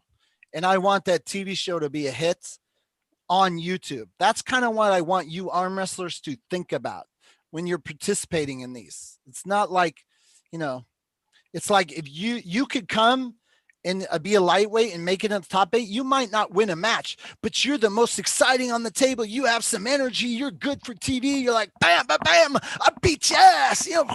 You know, they might, the audience watching might see you not win a match, but they walk away going, man, who's that dude? I like that dude. I'd follow him. That's how it was 2 weekends ago. Yeah. I was like the only one like getting hyped before the match and getting crunk after the match. And like, there was people that were at the bar. They're like, hey man, I like you the way you arm wrestle, even though you lost. And cause I lost my second right hand match, but because I made it exciting, people want to watch it.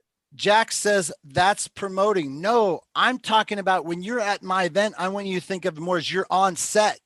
You're on TV set. It's lights, camera, action. We're trying to produce.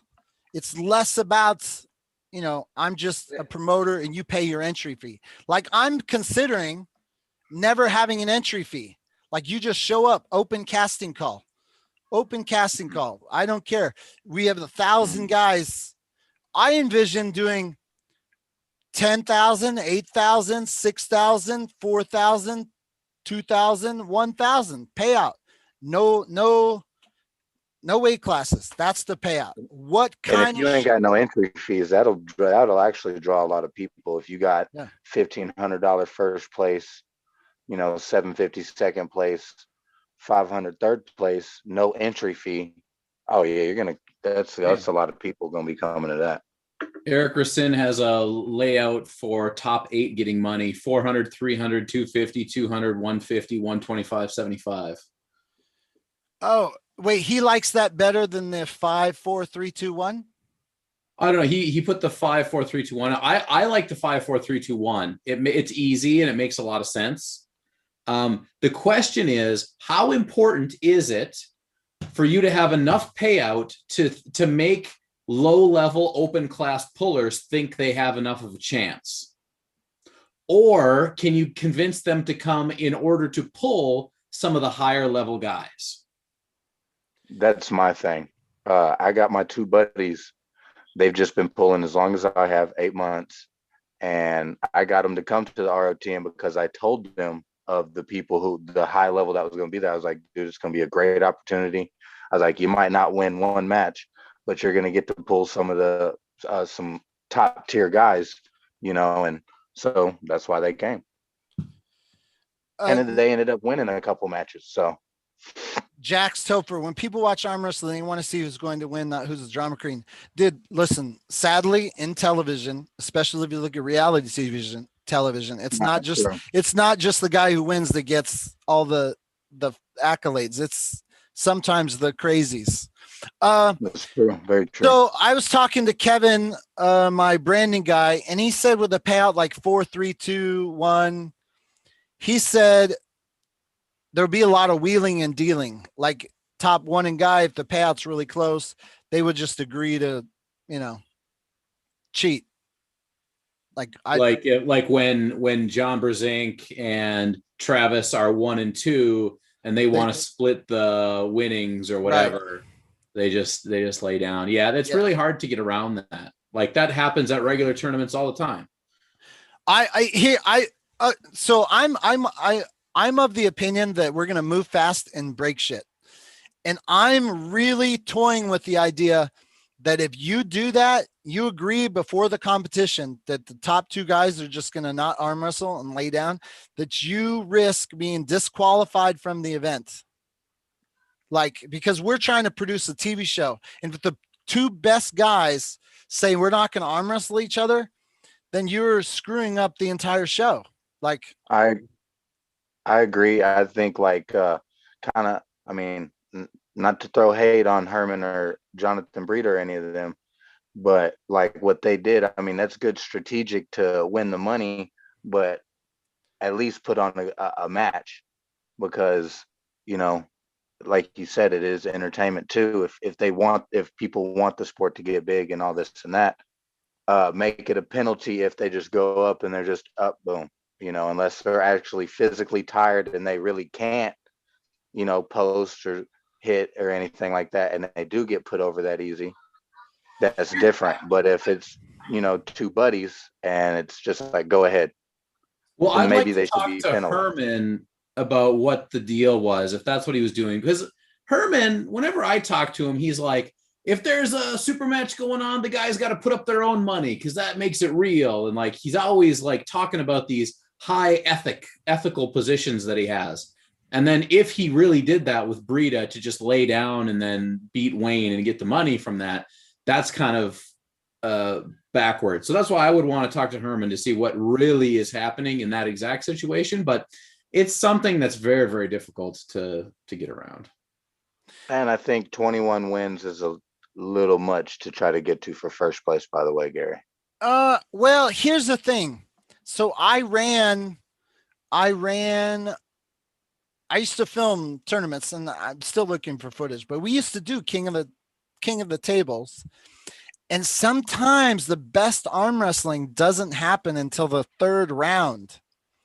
So if you cap the winner, let's say you got top 8 and you cap the winner at 16, sometimes the fun doesn't begin right till then. Every once in a while, like if you go 21-0 and no one touches you, then fine. But my theory is if you're quicker to the table, which they were not in Texas, they were slow. If you're quicker to the table, like the next guy, the minute Wayne is done or Herman is done and everyone actually attempts to get a grip and does not lay down, that guy's going to fatigue quicker. And it can result in some really cool arm wrestling on that third round, which puts you into that 20 range. Hey, guys, I got to go. I appreciate everyone out here. Eric Rusen says for most participation. Can you clarify that comment? I'm not sure what that means. Are you saying give out another award for like have some bonus money for another theory was I would not, if I did an entry fee, 100% of the entry fees would go back into like amount of money per win. Like in the final round, I would pay out incentives to win matches. That'd be cool. So that way, if a guy is like hasn't had a win yet and isn't even going to clearly win the event, but if he could sneak off one win and he got like a $50 bonus or something, he might like that. Final word on 21 wins. 21 wins is fine as long as you also have the time limit, right? Yeah. So as long as things are working in tandem, because anybody who's like 21 wins, get the fuck out of here. You want to arm wrestle or you not want to arm wrestle? Yeah. Let me arm wrestle. I'll wrestle you 21 times. I don't have a problem with 21 wins. The people who don't want 21 wins are the people that can't go. They don't got the gas. Yeah. So we had the time cap because there were 6 weight classes. Yeah. 30 minutes. That's 6 hours. When well, I host, still think keep the time cap.